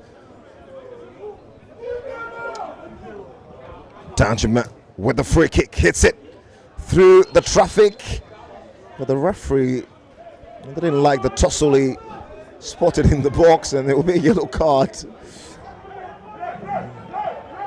for Michael.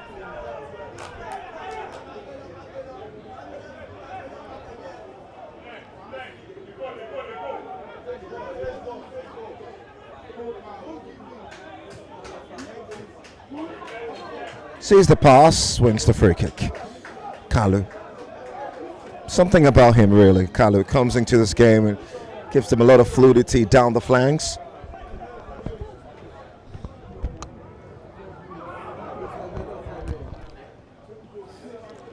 Sulaiman. Vigo.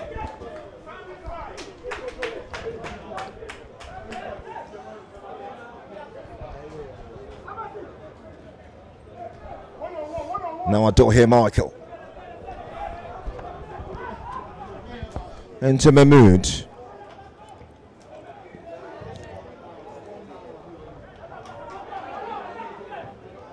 Danjuma looking to switch play from right to left. Just overcooks it out for a throw.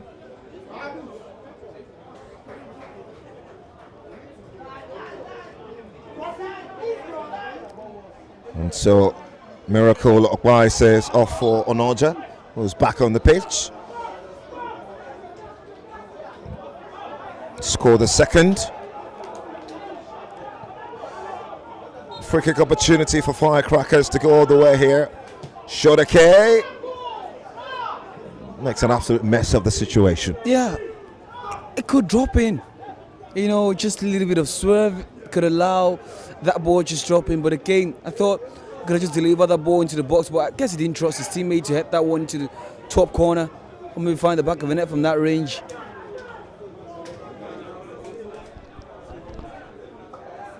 Danjuma for Thatcher FC, who'll lead 3 goals to 1 here. Goes for glory! What a save from point blank! Denied by Balogun. Yeah, really, you would agree with me that that instinct there, that reaction there is absolutely top from Balogun. And it's only Cats that reacts that way. Just look at it in nanoseconds. Just make sure that he's not getting the ball behind him. And I thought there that Onoja was just going to get the goal without immediate impact. Kalu. Vigo. Flying leg. Just catches Onoja. What a save. We've seen some of the most incredible goalkeeping from Balogun Quadri. And the other side is considered 3 goals.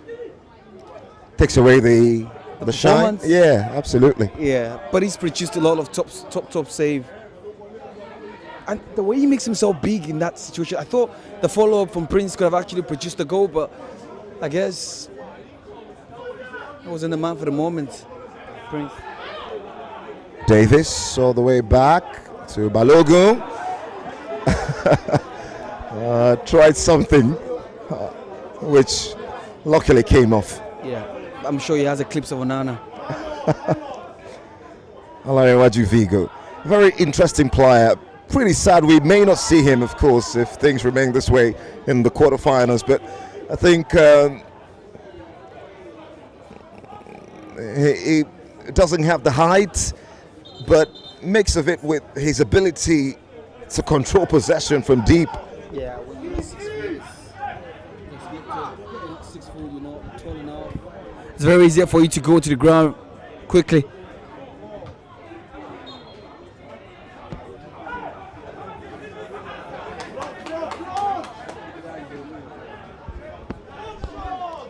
"37 minutes, 3 more or less before the final whistle here." We'll say substitutions.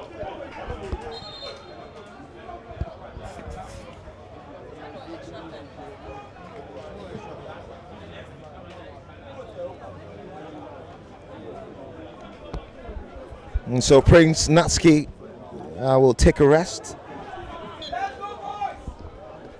Kalu with a throw for Firecrackers. Can they claw their way back into this game?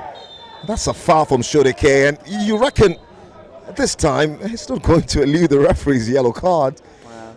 It's been one, and when you look at that impact with that deal, less than 10 minutes ago, I think Shodeke has just been aggressive, and the frustration really, it's not easy to turn down. So maybe that's the reason, lunging into a lot of tackles. The gorgeous ladies as well here to enjoy the game. Sees the pass. Now Sulaiman on the far side. Can he recoup it? No. It's crept out. So the referee applauds his assistant on the far side who spotted that, and will be a goal kick for Thatcher FC. I think significantly there will be that regret, really, missing the services of Adil. Would just never know how long he could be out, but his presence in that midfield makes all the difference. Yeah, but at the same time, since Danjuma's fielding, to a level, because Daro had to go into Danjuma's position and then Danjuma playing that Adil's position, I think he's not exactly been missed. Maybe in the next games. Yeah. Maybe in coming games. Absolutely.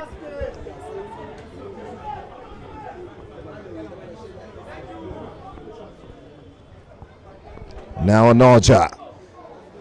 Joachim! Immaculate! Simply immaculate. Messi said no. And Joachim Ebube, the meaning of that name, if you don't know, absolutely merciless. Yeah, and look at him. Onoja just says Onoda, and just says, and he sets his man on that run. Joachim, the moment he receives the ball, he already opened up his body well enough and just pokes that one into the bottom corner. A cool finish from close range. I thought he was going to lay that on for Prince, but that's a good finish again. His second of the day. Sulaiman. Nadohe. Danjuma gives it away. Shodeke picks it up and plants it into the far corner. Right on 40th minute mark. I'm not sure there'll be more time for a potential comeback. But Firecracker pull one more. 4-2 on the scoreboard. Just unfortunate that these players in white didn't go through clearance while they were in school. But because that situation that you expect Danjuma to clear the ball, they just made the mess of it. And then this man will going to decline that opportunity, of missing that one. And Shodeke just strikes that one inside the 18-yard box, right into the back of the net again for the second. There being a big decision here. Well, Balogun have been taking off for Firecrackers, and Babatunde in goal have replaced him ahead of the penalties. This just cast my mind to what happened at the World Cup far back in 2010. Miracle lifts his man for dead, chops inside looking for the far corner. Well blocked away. Now Danjuma. Yeah. Now, as I mentioned, you could remember that Louis van Gaal, then with the Netherlands, had replaced Silesen for Tim Krul against Mexico. And Tim Krul proved integral to that penalty shootout. Maybe that's the tactics here for Firecrackers. Babatunde will be hoping to once again be the hero. As things stand, you reckon that Thatcher FC on the volley, and there you go. That's the referee's final whistle. Thatcher FC up to 5 points in Group D, just behind Primal Sporting after a commanding performance by every stretch of imagination on Norja. But most importantly, a Paise Miracle, the man of the moment. 3 assists and a spectacular finish. Joachim Ibube as well, really dominant with a brace. And that's been the story for Firecrackers. The road potentially ends here. Nonetheless, they've got penalties to handle. They'll have to get themselves together for it. Ladies and gentlemen, this is Campus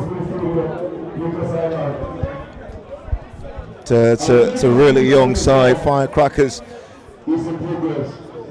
I think they'll take this as a learning curve ahead of future tournaments. Yeah, to determine the final things that we play in the knockout stages. Thatcher FC. Some teams look their way to quarterfinals already. All of them is going up to me. And the final thing, Up to 5 points. we'll be getting as long as to the penalty shootout. National FC, And, they will be up against, Firecrackers. well, the first team in Group C. And if my memory serves me right, that's going to be Superstar FC Their goalkeepers working on the 22nd for the quarterfinal game at the Mobility Johnson Arena.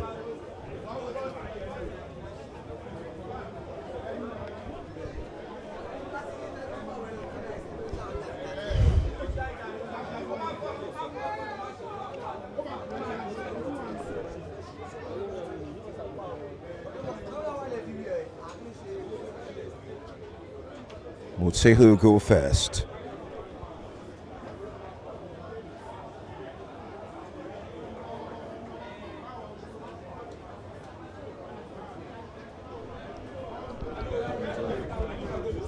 Joachim Ibube. It's a side with lots of special attacking players, Thatcher FC, and he's one of them.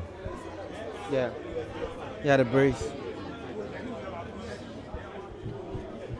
Well, the fourth goal was taken with real aplomb. This time, 12 yards away. number 9, National FC, stepping up. They could go on to top this group, Thatcher FC. Hoping to get a good contest. Ibube, well delivered, right into the corner. And Babatunde following the ball, but just couldn't get on the end of it.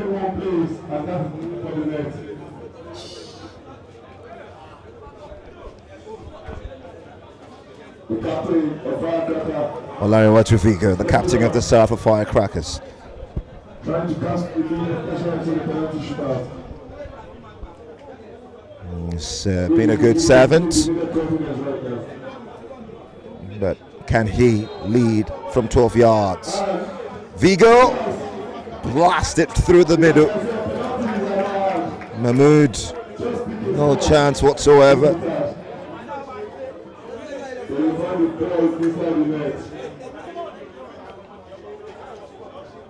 Number 7, One apiece. And now Onoja. looking forward to restoring clarity. Undoubtedly a contender for player of the tournament if they go all the way. He's got 2 goals already as we speak, Onoja.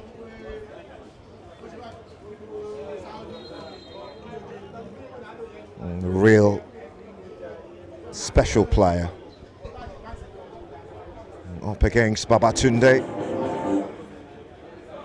And takes the Ronaldo-esque stand and calls it. As expected. Cool, calm, collected. Or cool as a cucumber. Yeah. And look at the last 3 penalties. They've been kicking with so much power. They're just not giving the goalkeeper a chance. Just like creating fear in the goalkeepers. And so they try to stop that. And maybe that you could make you ponder. But I'm sure if we could say, I was going to say if Balogun was around, maybe could have made it safer too. There's a player I like, Davis. Can he find the finish? It's a swift punch by Mahmoud. Off his left.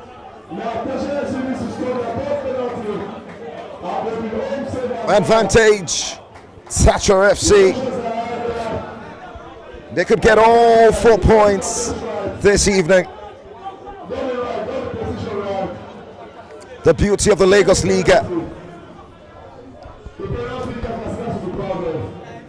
What a save that. Yeah, just dived down to his left. He's trying to pick the right hand side. Odushote! Signed, sealed, delivered. Up to 6 points. They go top of Group D and a place among the elites. Ready to continue their journey in the battle for the ultimate 50 million naira prize money. 3 points in game, 1 point of the shootouts. And it's an excellent performance. It finishes here. Thatcher FC 3, Firecrackers 1. And on penalties as well, Thatcher edges it to book a place in the quarters for Firecrackers. They'll go home and hope to fight another day.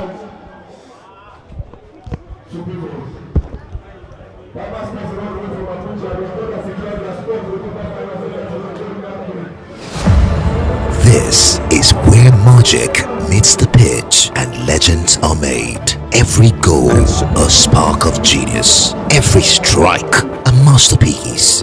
Lagos Liga has delivered it all.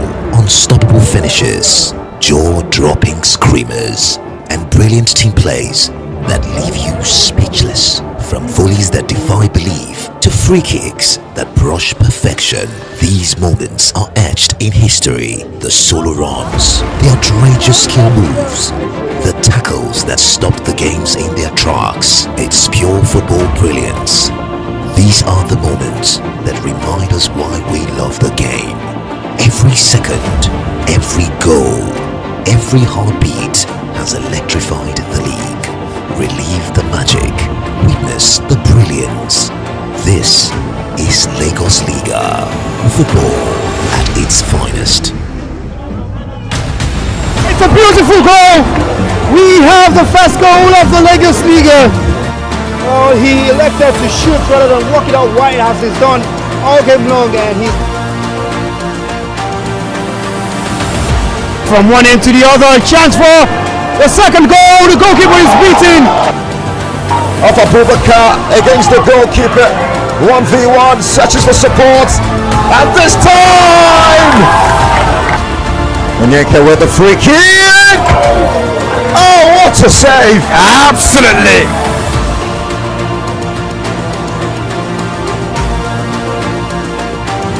That's a big chance for Haji to make it 2-1.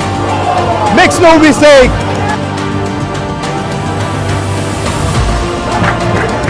Catch me if you can with a smashing finish right into the bottom corner. Chance for Ola. He squeezed it in at the near post. From Wasiu Balogun, just does well to spread it across for a few first-time effort. Really brilliant hit. V1 searches for support, and this time the hat-trick hero, impeccable performance. Mohamed Jamu to the rescue.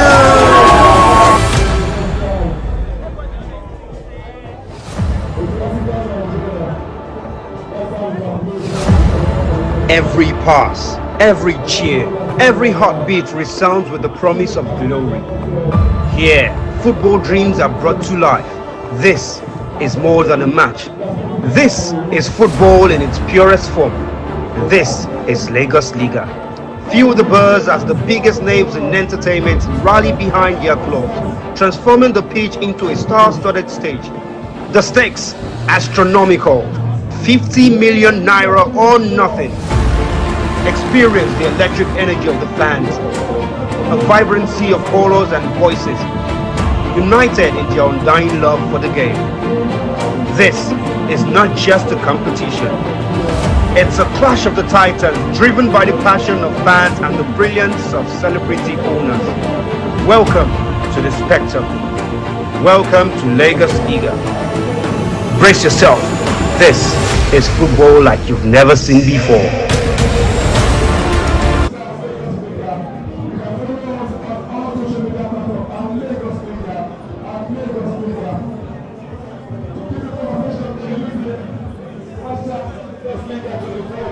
Final group game of Lagos Liga is here from the commercial nerve center of Africa's biggest nation. We have two distinct stories happening before us within the next 40 minutes. Group D have become a real conundrum of simmering proportions, as a big story from a capital city, Abuja, and an even bigger story from the commercial capital city, Lagos.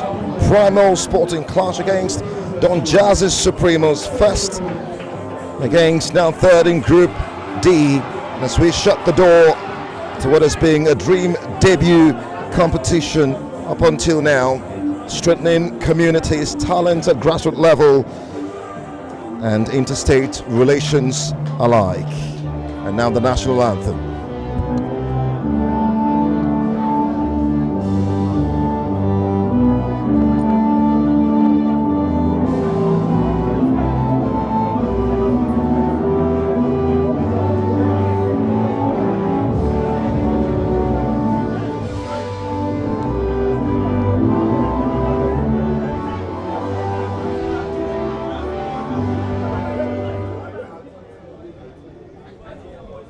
Call this a battle involving the federal capital city and the economic capital city of Africa's most populous black nation here at Lagos Liga.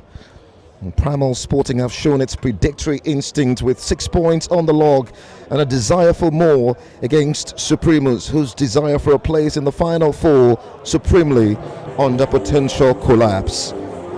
When Master Praise clash against the supremacy of Supremos, something must give.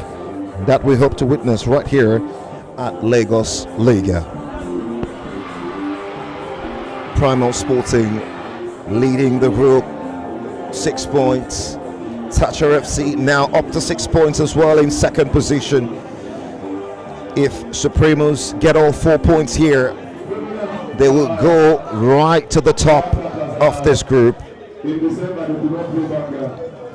The Firecrackers are the only side confirmed eliminated in Group D. It's evenly poised, and Thatcher FC watching from afar as well with keen interest on what the realities may be. We saw Supremo against Thatcher last time out. Well, Supremos, Elebuju in goal for them. Amor, Daniel, Raheem, Tenny, Ferami, Ahmed, Jacob, Lekon, David and Kachi. Don Jazzy's side have been suspect many times. Haven't really shown that real aura they can. For Primal Sporting, Sunday Steven in goal, Daniel, Jacob, Precious, Mukhtar, Musa, Apollos, Hassan, Leo Tafida, the man in jersey number 7, and Ryan Bashir is on the bench in jersey number 4 for them. What a big day for Don Jazzy, wherever he is watching. Yeah, I think quite do well enough against Thatcher FC. But they were impressive going forward. I'm looking forward to see how Supremo are really going to approach this game. It's paramount that they get the maximum 3 points. Well, Primal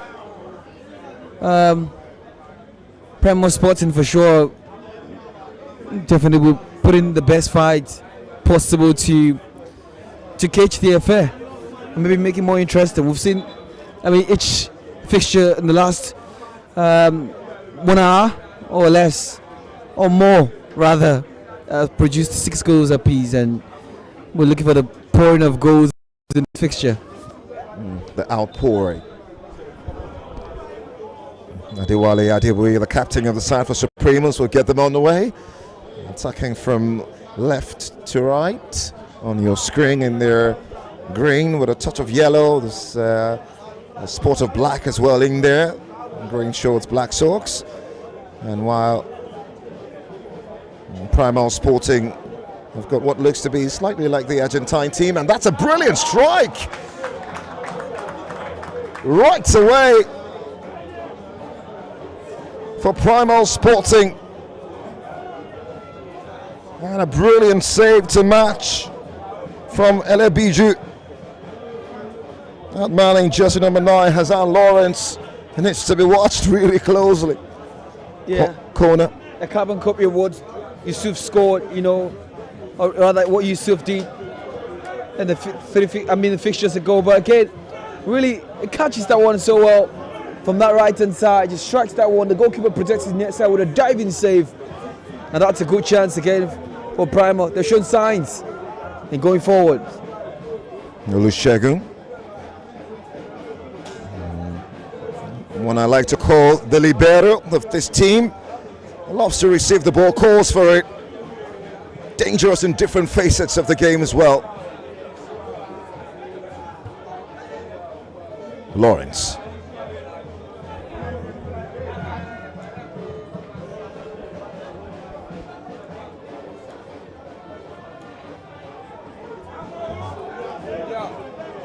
And Fermi.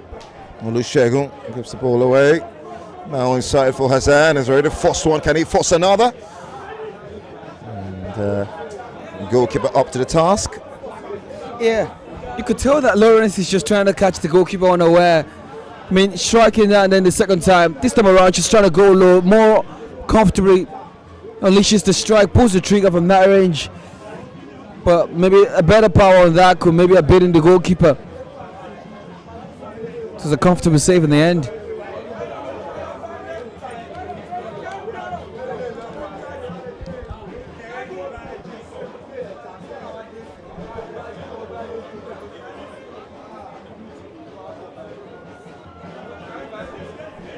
Primal Sporting scored 7 goals prior to this game. They've got a 6+ goal difference. That keeps them right on top of the log. Tasha FC following very closely.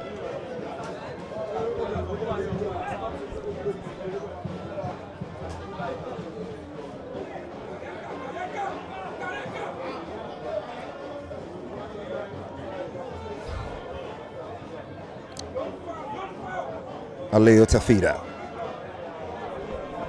Out wide into Hassan. Nutmegs him. Cannot find the finish. What a great forward play. Yeah, really. Just anytime he gets the opportunity to shoot, the doors. He's a striker who takes no nonsense. The way he gets in the box, didn't take too many touches, just try to slot that one more like a sneak. But it just went wide. Oh, from that right hand side, Primal Sporting really have crossed so much danger. It's just not about finding the back of the net now, being clinical. It's paramount.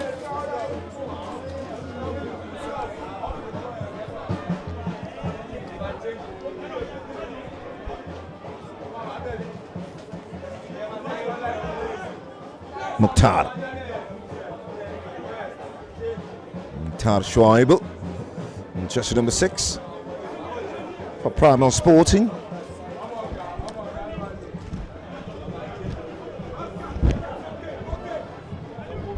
Primal Sporting owned by Mahmoud Ribadu, the directorate at Primal Aero. And that's another Abuja-based side, represented by Chinedu Nwigwe.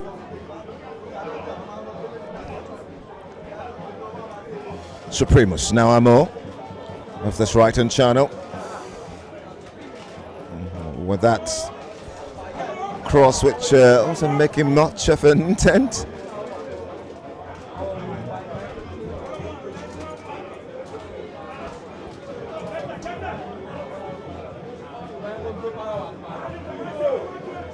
Hassan with the layoff into Tafida, watched by Danieli.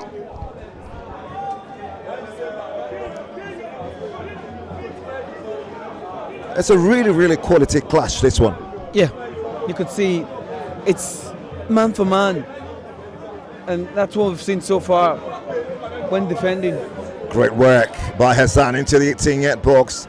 And the cross, well, Marshall by Tenny. Wins the free kick in the center of the park. And Supremos now into Adewi. Gives the ball away. Now Tafida. He's got a chance to run at that defense. Stopped by Nduku.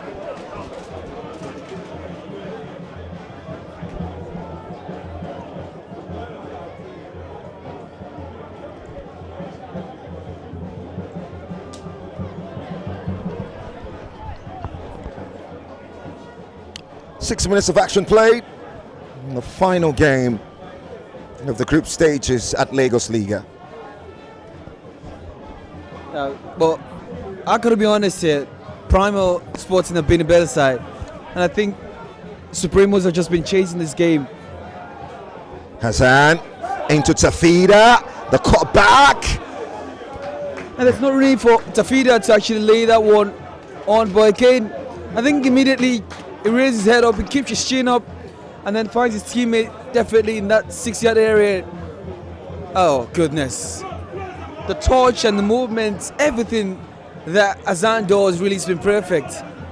Tafida now. There's a reason why they're topping the group.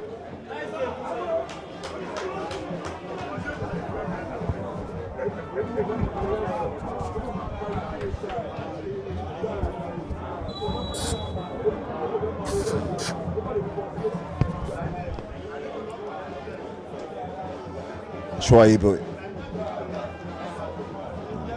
Just a heavy pass from the captain that time, gives the ball away.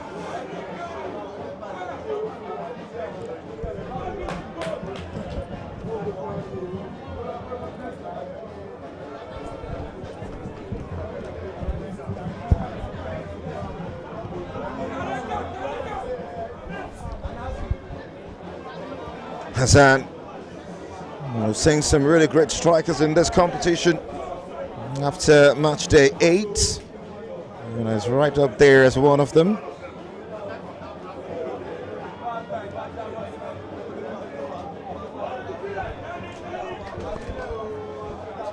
Well watched by Tenny. Now Schwaibu into the path of Hassan. Good control. He's looking to get that one towards his right foot. Chased and pressed by Adewi. Yeah, Hassan, struck that actually from that right hand side, and now this time from the left hand side. It looks like he could play multiple positions, and his mobility rate really has helped Supremo. Rather, it's helped Prime Sporting to get in dangerous area. Amo.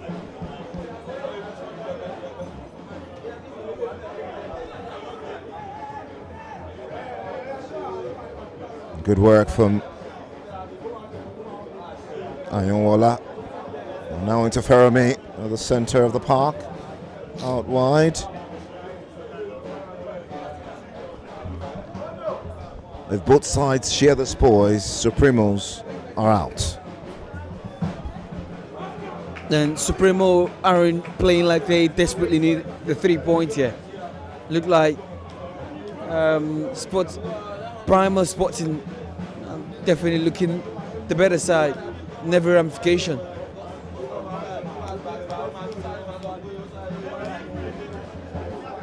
Can they create something now? Amo, brilliant balling to the box. Well, Marshalled away by Daniel Jacob. Fermi yet again. Ayonwola. To goalkeeper Elebichu.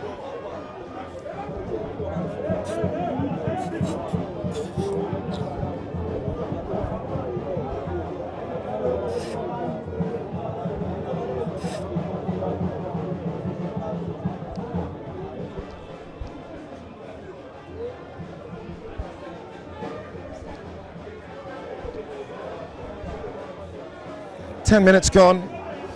Half of the first half. Still no goal. 24 games so far. And prior to the start of the match day, 71 goals had been scored. You reckon that that number is approaching 80 now? Staggering, absolutely. 80 plus, you mean? Yeah, really. Over the course of 24 games, that's it's shown that the competition has produced goals, and it's been spiced up with a lot of interesting moments. Beautiful goals, actually. That's the intention. Yeah. Especially why we don't have the offside call as well. Some people say that's the reason Pele was able to amass such a number of goals, but who cares? This is how much of football there.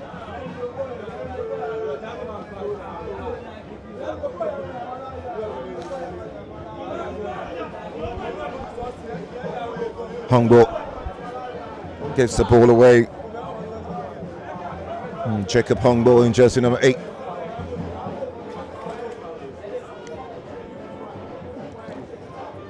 Bashir, Ryan Bashir getting ready to come on for Primal Sporting. Hassan Tontis marker. Can he find the strike? Yes, he does. Good goalkeeping that time by Elebiju.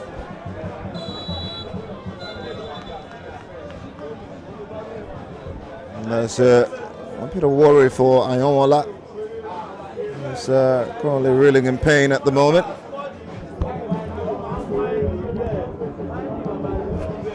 I think the turn from Hassan. What a flying arm, trying to protect the ball.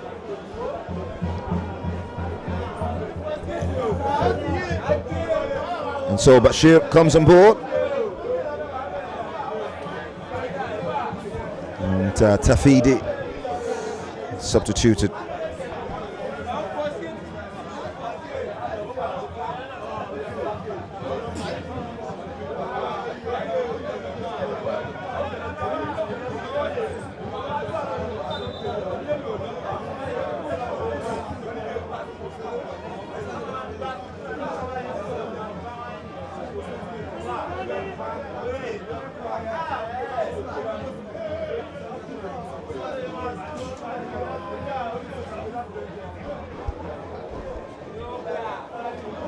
Anyonwala has been taking off momentarily.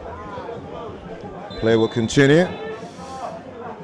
There's a lot of shrugging by Adewoyi there.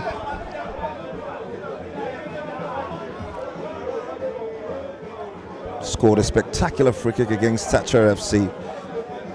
They made it to barely 5 minutes after and somehow capitulated in that game.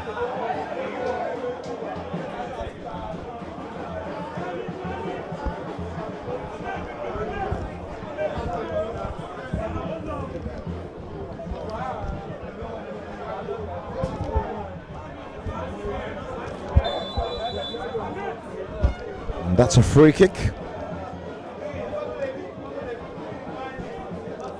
Bashir, who just came on, foul Hongbo. And Jacob Hongbo. Amo sees the pass. And the challenge from behind from Bashir, who just came on, is being foul after foul. Since Ryan Bashir came on and he gets a yellow card this time.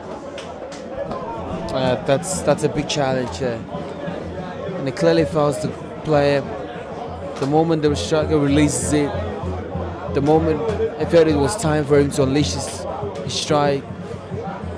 And the defender sensed danger. Just had to shut him down. It's a shooting position. And once again, all eyes on Adewale Adewoyi.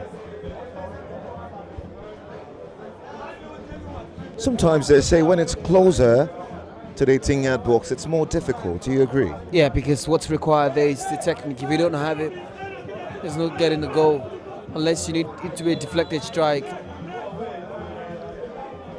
Adewale passes it under the wall.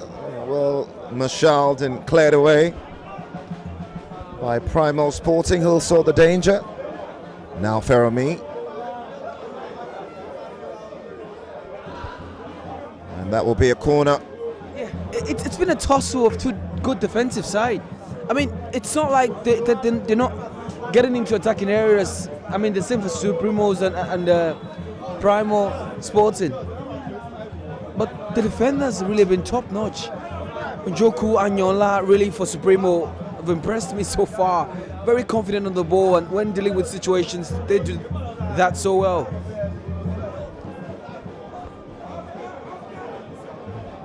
Wild clearance from deep.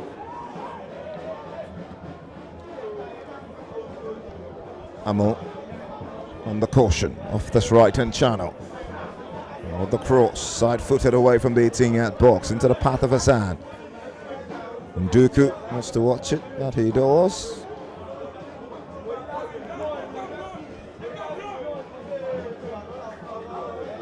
There just takes a heavy touch, and that ball just almost runs away from him.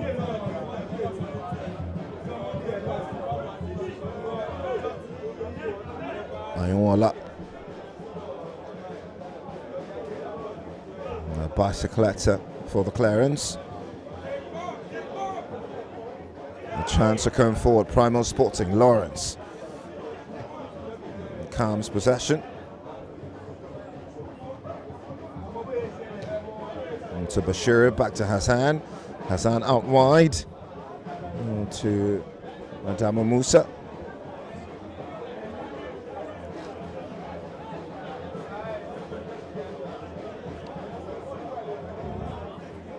Precious.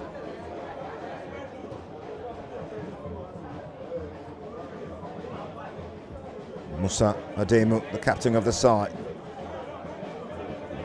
Possession kept alive. 19 minutes played. Highly technical game of football. Yeah, really.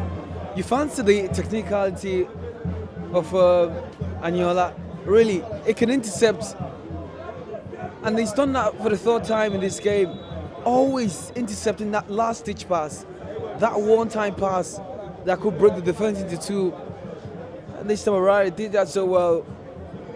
But you could look, the Primo Sporting always trying to get the attention of Supremos towards them, and they're looking for that space, that gap, probably that pocket of space that could make them insert themselves in the position that looks vacant. Maybe that's where they get that goal, but Supremo have done well, so well in the defensive department. Daniel Nduku sees the pass into Hungo, clutching to his defender. And the referee didn't like that. We're on the cusp of the first 20 minutes.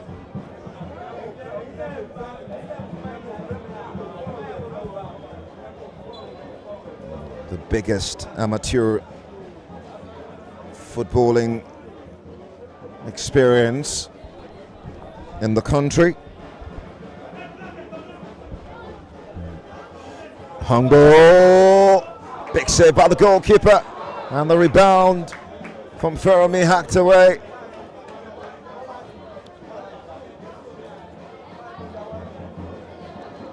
Mamo, Adewoyi, Fermi,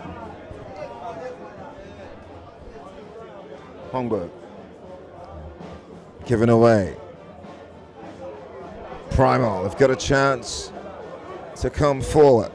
Jonah Paulus shields his marker, searching for support. Kept alive by Hassan. Bashir now, back to Hassan.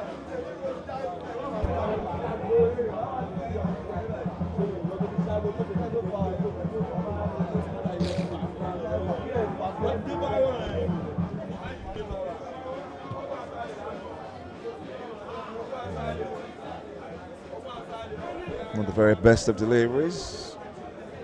And there you go. Hamojoa Biola Kazim amongst all the gentlemen leading the charge of a footballing renaissance. Bashir just wide. And there you go. The last significant action of a half that has been keenly contested, highly cagey. and it's being a test of every footballing phase, if you reckon. Midfield, attack and defense. Both sides have kept their own, have held their own, and have protected their goal. A couple of half chances, but nothing quite significant. A big save late on from Sunday Steven to ensure Primal Sporting did not concede. Humble was on the brink of that. That's about that. Half time from the campus mini. Supremos nil, Primal Sporting nil. They're still in the favour to secure a place in the quarterfinal. This is where magic meets the pitch and legends are made. Every goal, a spark of genius. Every strike, a masterpiece. Lagos Liga has delivered it all. Unstoppable finishes, jaw-dropping screamers, and brilliant team plays that leave you speechless. From volleys that defy belief to free kicks that brush perfection, these moments are etched in history. The solo runs, the outrageous skill moves, the tackles that stopped the games in their tracks. It's pure football brilliance. These are the moments that remind us why we love the game. Every second, every goal, every heartbeat has electrified the league. Relive the magic, witness the brilliance. This is Lagos Liga, football at its finest. It's a beautiful goal. We have the first goal of the Lagos Liga. Oh, he elected to shoot rather than walk it out wide as he's done all game long, and he's from one end to the other. Chance for the second goal. The goalkeeper is beaten. Off Abubakar against the goalkeeper. 1v1, searches for support. At this time! Onyeka with the free kick! Oh, what a save! Absolutely!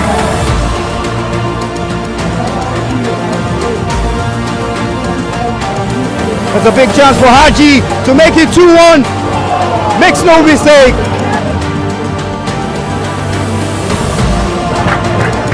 Catch me if you can with a smashing finish right into the bottom corner. Chance for Ola. He squeezed it in at the near post. From Wasiu Balogun. Just does well to spread it across for a few first time effort. Really brilliant hit.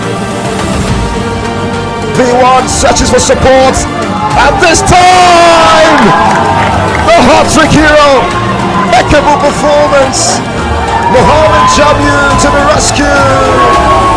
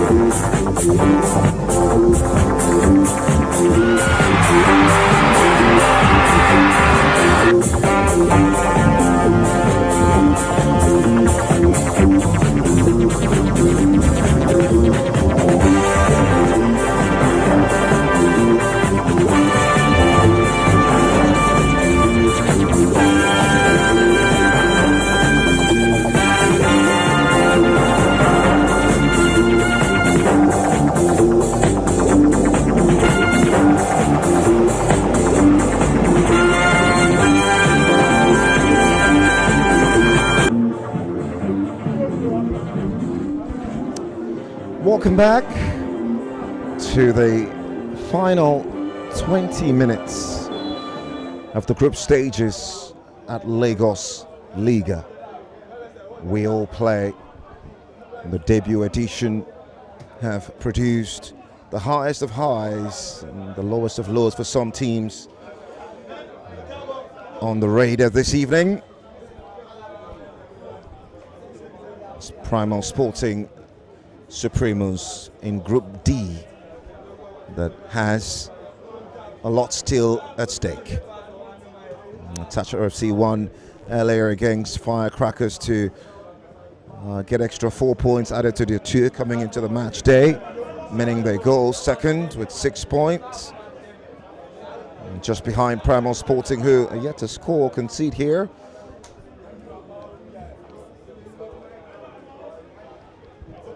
And significantly, if Supremos win this game, plus the point from the spot kicks, they will qualify alongside Primal Sporting.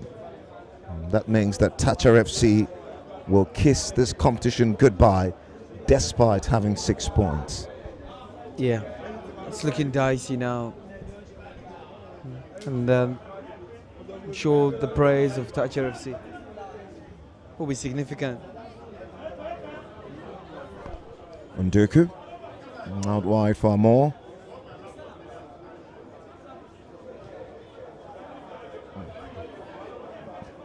Lebiju has shown himself to be a ball-playing goalkeeper.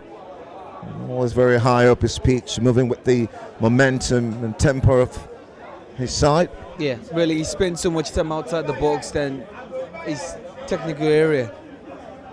And he's not shown any sign of glitch. Maybe because he hasn't really been tested from long range. Well, the long throw, the header from Hakeem that time. And took a touch off for a corner.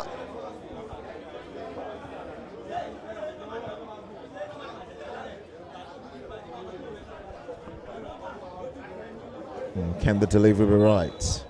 The referee will take a pause. Attention for Sunday Steven and go for Primal Sporting.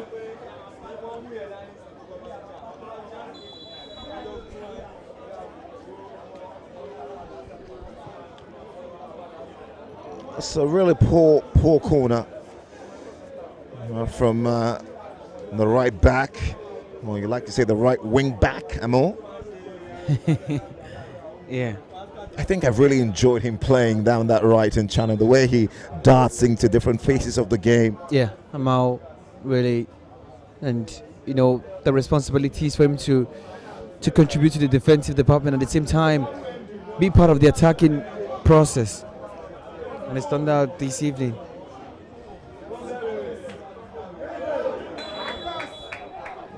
The coalition involving captain of the side and Adewi. Now Hassan, watched by Amu into Adewi. Couldn't get the quick turn. Good interception play there from Ayola before he releases the pass to Amao. Amao chops inside from that right hand side and quickly trying to, engage Adewi to be part of the congregation and be part of the mix. But again, he allows the ball to roll. But good defensive job again for Fai to protect that attack, or that defense from materializing. What a fine finish! And the block right there to deny Tafide. Yeah, really. Tafide just ensues himself in that 6-yard area. And who again can do that? It's the block from Doku. Down at Nduku. What a player. In defense. Hungu into Fermi. Tafide now picked by Apollos into Hassan. Holds his marker. Back to Hassan Lawrence. It's dropped really deep just to contribute to the bodies in midfield. Yeah, it looks like Hassan is an all-rounder mid player. He could play as a centre forward, right, left, and drop deep in midfield. But I guess his new role definitely that's going to be for the manager's instruction. Not away into Raheem. The goalkeeper already had his hand on that. And Sunday Steven. And now he goes down.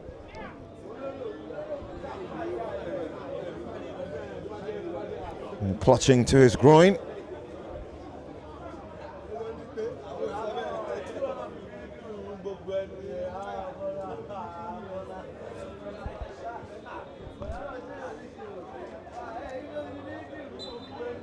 "25 minutes played. Still no goal in this fixture. As things stand, Primal have 7 points. An accumulation of 8 if they win the penalty shootout. Still the same thing. Actually, they 6 points coming into this game. They currently have 7 points if it ends this way, 0-0. If they win, well, they'll go up to 9 points. If they win the spot kick, it could be up to 10 points. Ayola, dispossessed, reeling in pain. A referee allows play to proceed. Hazan switches play, and then the referee stops play and goes all the way back to Ayola. Yeah, I guess that should be Ayola. Yeah, it's got to be him. Really, he's in a little pain there. I think he's clutching his left ankle. And shoulder.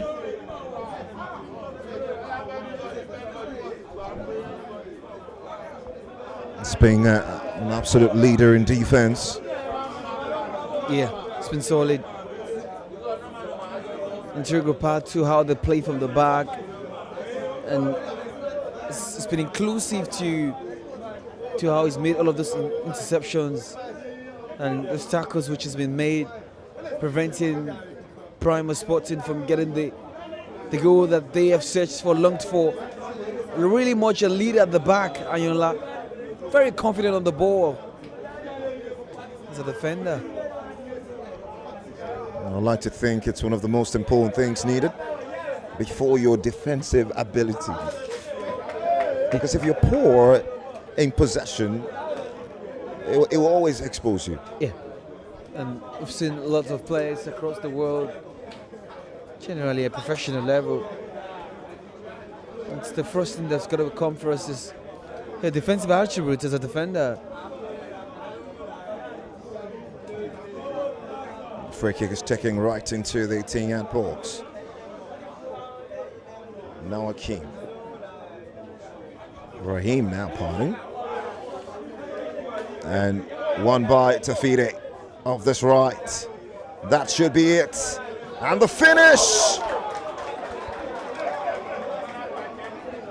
Primal Sporting reigning supreme. And it's Mukhtar Schweibel. What an incredible team play. Boy, that's how you do it. Yeah, really. I mean, the referee didn't sound the whistle for a foul there. And here we go. I know you're complaining that should have been a foul. But Tafide wins the ball of the defender right through this right-hand side. That's him run into the box, releases on, and before that man strikes that one. A combination of 3 players, absolutely, but Primal Sporting really got himself in front, and he strikes that so well with more power and precision, and then the net rattles. Absolutely, Primal Sporting gets in front. I think the referee didn't judge that as a foul. Judged that was a clean tackle.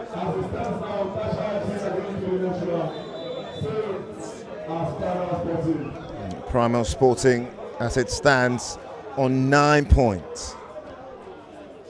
There's a reason why. They're table toppers. Absolutely. They can be patient and block the lines, and when they go forward. Yeah, I think they understand themselves well.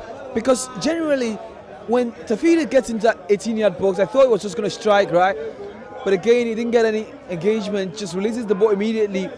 And then the dummy, clearly, from his teammates,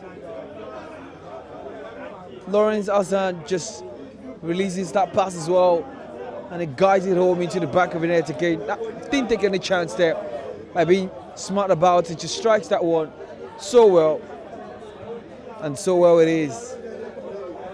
Mukhtar Shuaib.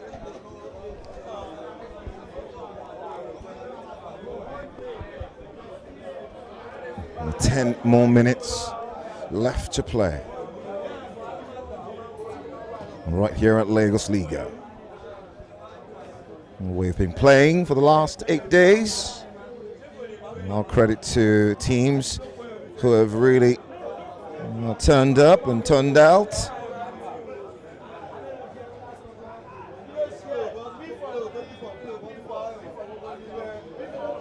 The likes of Jairus rising from their ruins to qualify on the final day of the engagement.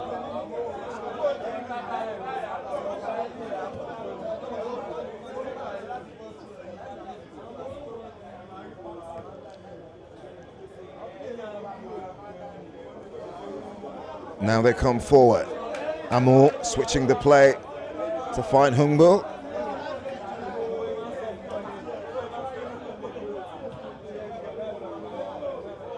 And the goalkeeper needed to produce a spectacular. Yeah, Fermi there. Chests the ball down, catches it onto his right foot, and then slightly hits that one, expecting that it's going to be a dinking effort from that range, but it wasn't far wide. And the goalkeeper had to stretch out his right arm to prevent that one into getting to the back of the net. Ball into the area, cleared away, all the way to Azan. The headed pass, cleared in by the man who scored the goal, Mukhtar Shuaib.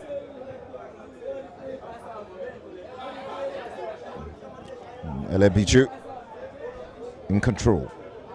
Now Fermi Olusegun.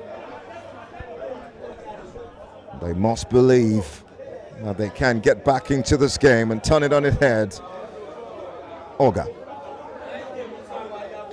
That's Oga. Not a bad effort. Just inches away from the target.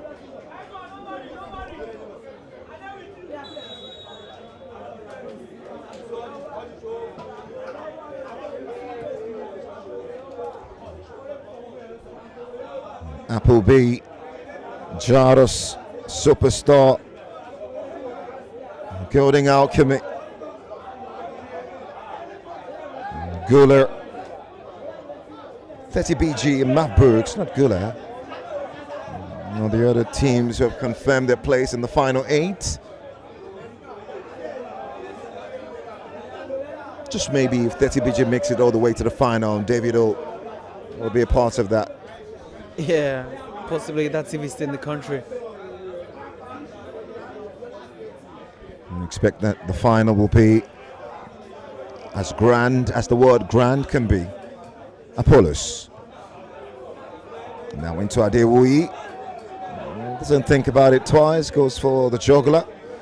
Well handled by Stephen in goal.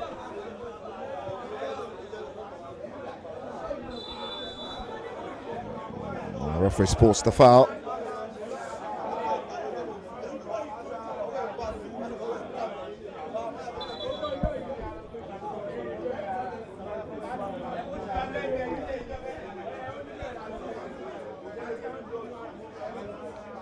Ayonwala into Daniel Nduku. Now Amor struggled a bit with the ball. The ball was just trickling away from him. Now Shuaib Mukhtar off that far left-hand channel. The pass to find Tafide just overcooked. And Elebiju.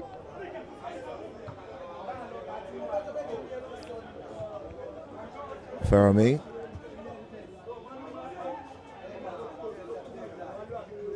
It's a good cross. The header by Humbo. Just out for a throw. To the side playing from left to right.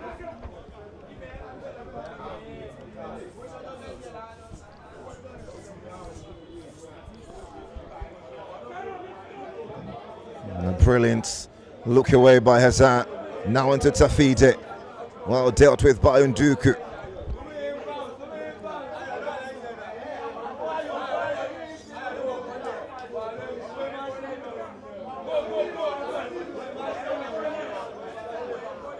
Lawrence. Apollos back to Lawrence. It's been a huge technical switch for him in the last couple of minutes.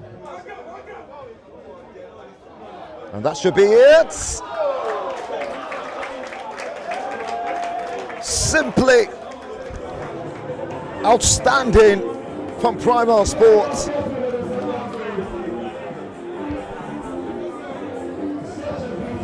Oh dear. It's one you watch again and again, and you are brought to your knees by the incredible genius and aura this team have brought to Lagos Liga. Yeah, really, that's a top-class goal. But again, you've got to credit Lawrence who made the pass. That pass from a deeper position from that left-hand side that picks out that man into his right. It pops it up and then right into it. Further, just hit that one into the back of the net. Really, Primal Sporting. Well, they could make it 3. And yes, they do. It's becoming a training session now. Oh, Primal Sporting, King Predator. And they continue to mesmerize with incredible fashion. Hassan gets involved again. The pass to Tafide. And back to Hassan, a reward for all his hard work. Yeah, I've got to say that Hassan undoubtedly should be the man of the match. Not because of the goals, not like he's getting on the score sheet, but the first half, he had a lot of opportunities. I found the target, and this time around, the direct assist. But again, he had a lot of work to do to further to get that one, run through the defense, and then slot that one to the bottom corner. Really, they're cruising right now. Primal Sporting.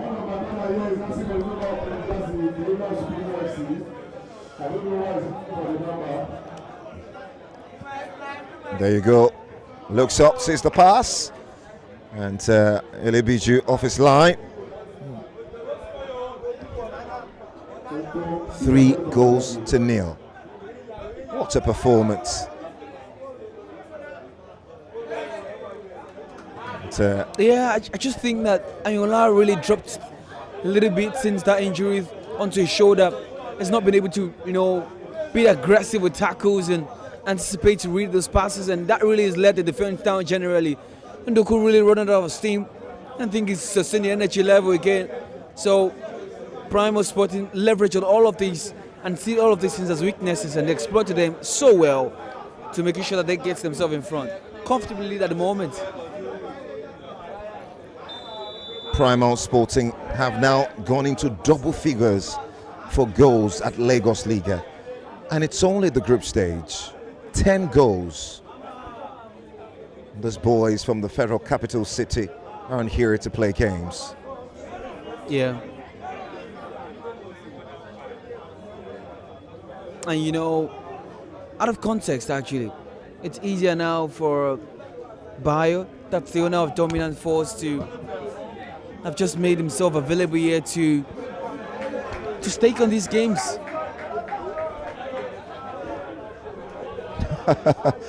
Yeah. I don't know if Bet King has the option. Yeah, I mean, I like to think that it should be thought about going forward to have some of these games on the Bet King platform. Yeah, exactly. Bet King, one of the partners. Mayola retaliating there. And the referee doesn't like retaliation. And gets him a yellow card.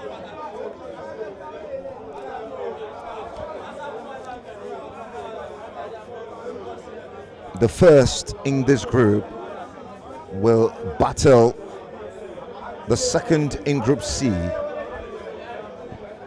on the 22nd in the quarterfinals. So you can make of that what you may. Golden Alchemy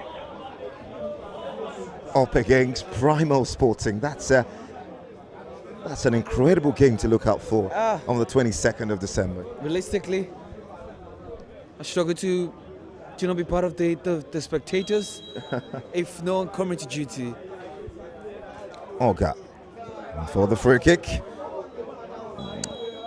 And there you go, the referee's whistle to cap up what has been one of the most dangerous sides at Lagos Liga, Primal Sporting.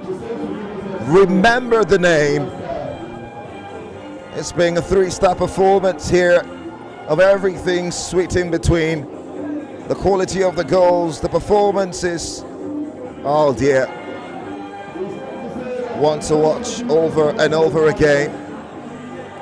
Mukhtar Shuaibu, Hassan Lawrence combining to down Supremos in this one.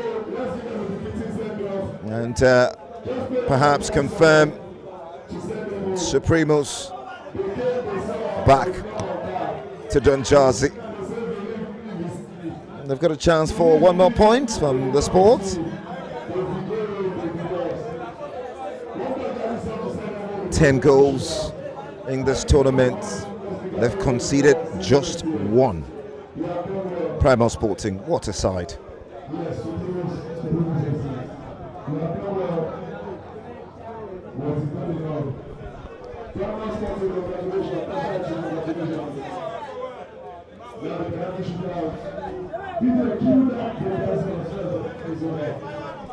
Ademo, the captain of the side, is led by example. Midfield, a chance to once again finish on a high.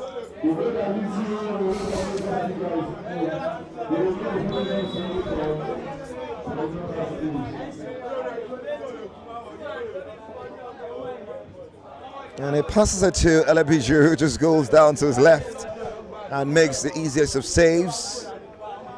I'm not sure that Elabiju is excited about that. The side is out already. I mean, for personal aggrandizement, it's always good for a goalkeeper to catch a spot kick. Yeah, he has no idea who could be the scout here, and looking at him as a potential player that could play at professional level. You just gotta give it your best, regardless of whatever the situations. Olga for Supremos.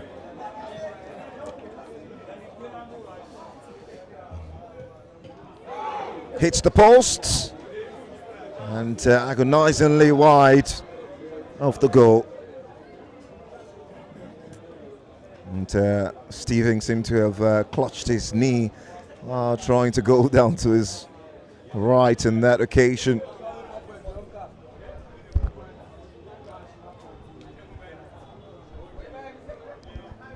Two penalties missed. And we've seen some of the finest performances from them in game.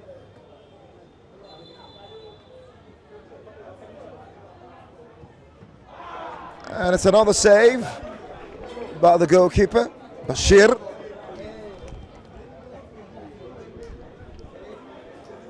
It feels like both sides are just exhausted now, want to go home. One will go home to joy and celebration, the other regrets, probably. Yeah, they've been doing off. But, Primal Sporting were class ahead of Supremos. They were really class. And it will be unfair to compare. Olusegun Fermi, midfield maestro for Supremos.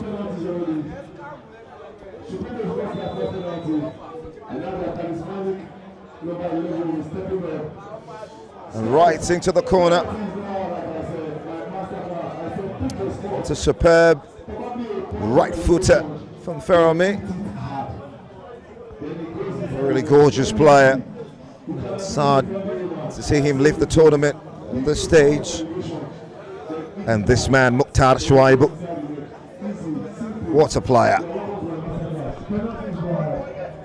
Score the first today.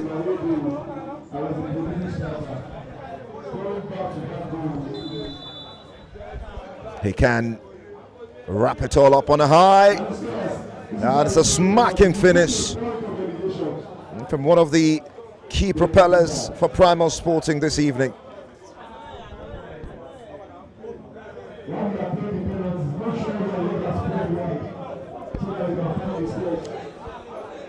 Alebichu wants to get involved as well. It's always nice when you see goalkeepers play to each other. Oh, off the crossbar. A ball playing goalkeeper should be scoring there. Oh dear me. Let the man be. He's not an outfit player.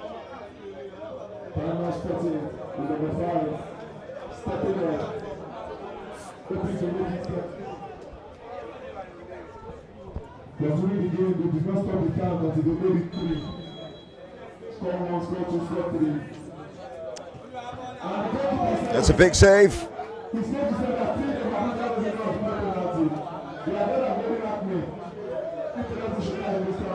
And it's becoming a penalty party.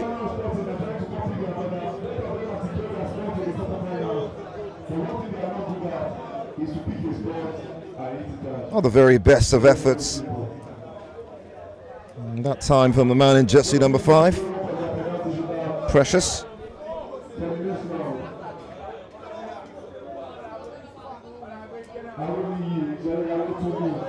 Now Lekon for Supremus from 12 yards. Steps up and right to the goalkeeper. It will be retaking. The goalkeeper came off his line. Sunday Steving, the goalkeeper, will be expected to go back in.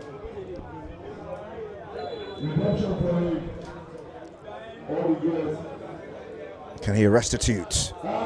And this time, same sports. And 1 point of consolation for Supremos, who finish with 4 points in Group D. And the prime supreme team of Group D, Primal Sporting, finishing this one with 10 exciting points to top the group. And there you go, the end of what has been an incredible group stage at the Lagos Liga that has made all the difference, uniting communities, identifying grassroots talents, one game at a time. Our Special 8 now decided as we transition to the Mobology Johnson Arena, famously called the Onikon Stadium, for the start of 4 exciting quarterfinal games. Congratulations to Apple B, Jaros FC, Superstar FC, Golden Alchemy, Primal Sporting, Thatcher FC, Mabrooks, and 30BG. From us, it's been a pleasure bringing you all the live action. Mozzero Media, more to come as we enjoy even more excitement. Starting from the 20th, Friday, only just a couple of days from now. I'm Anthony the Voice. It's been a pleasure doing this. Many thanks to Muyo Aljo. You can find me on social media at The Voice of Lagos. Let's keep the conversation going as we expect a breathtaking knockout phase. From here, it's goodbye.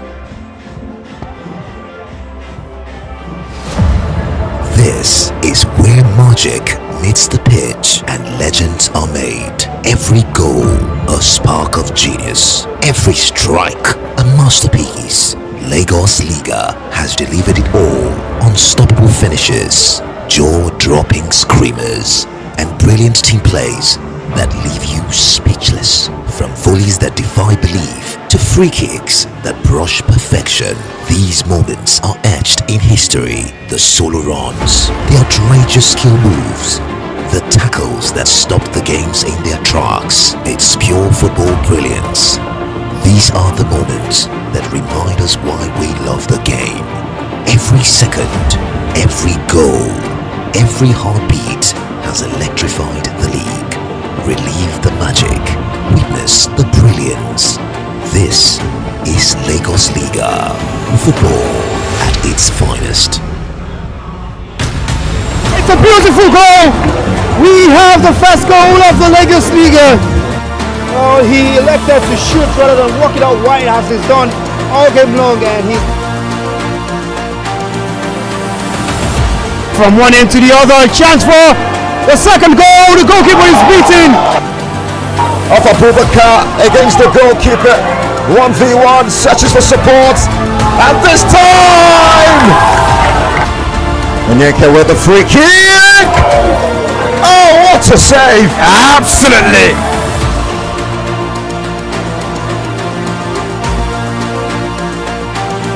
That's a big chance for Haji to make it 2-1. Makes no mistake.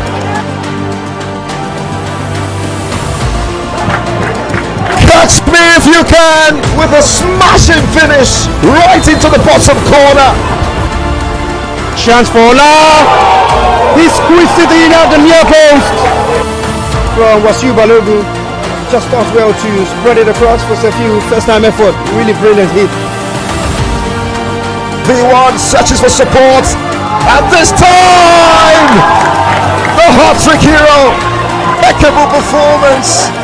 Mohamed Jamu to the rescue.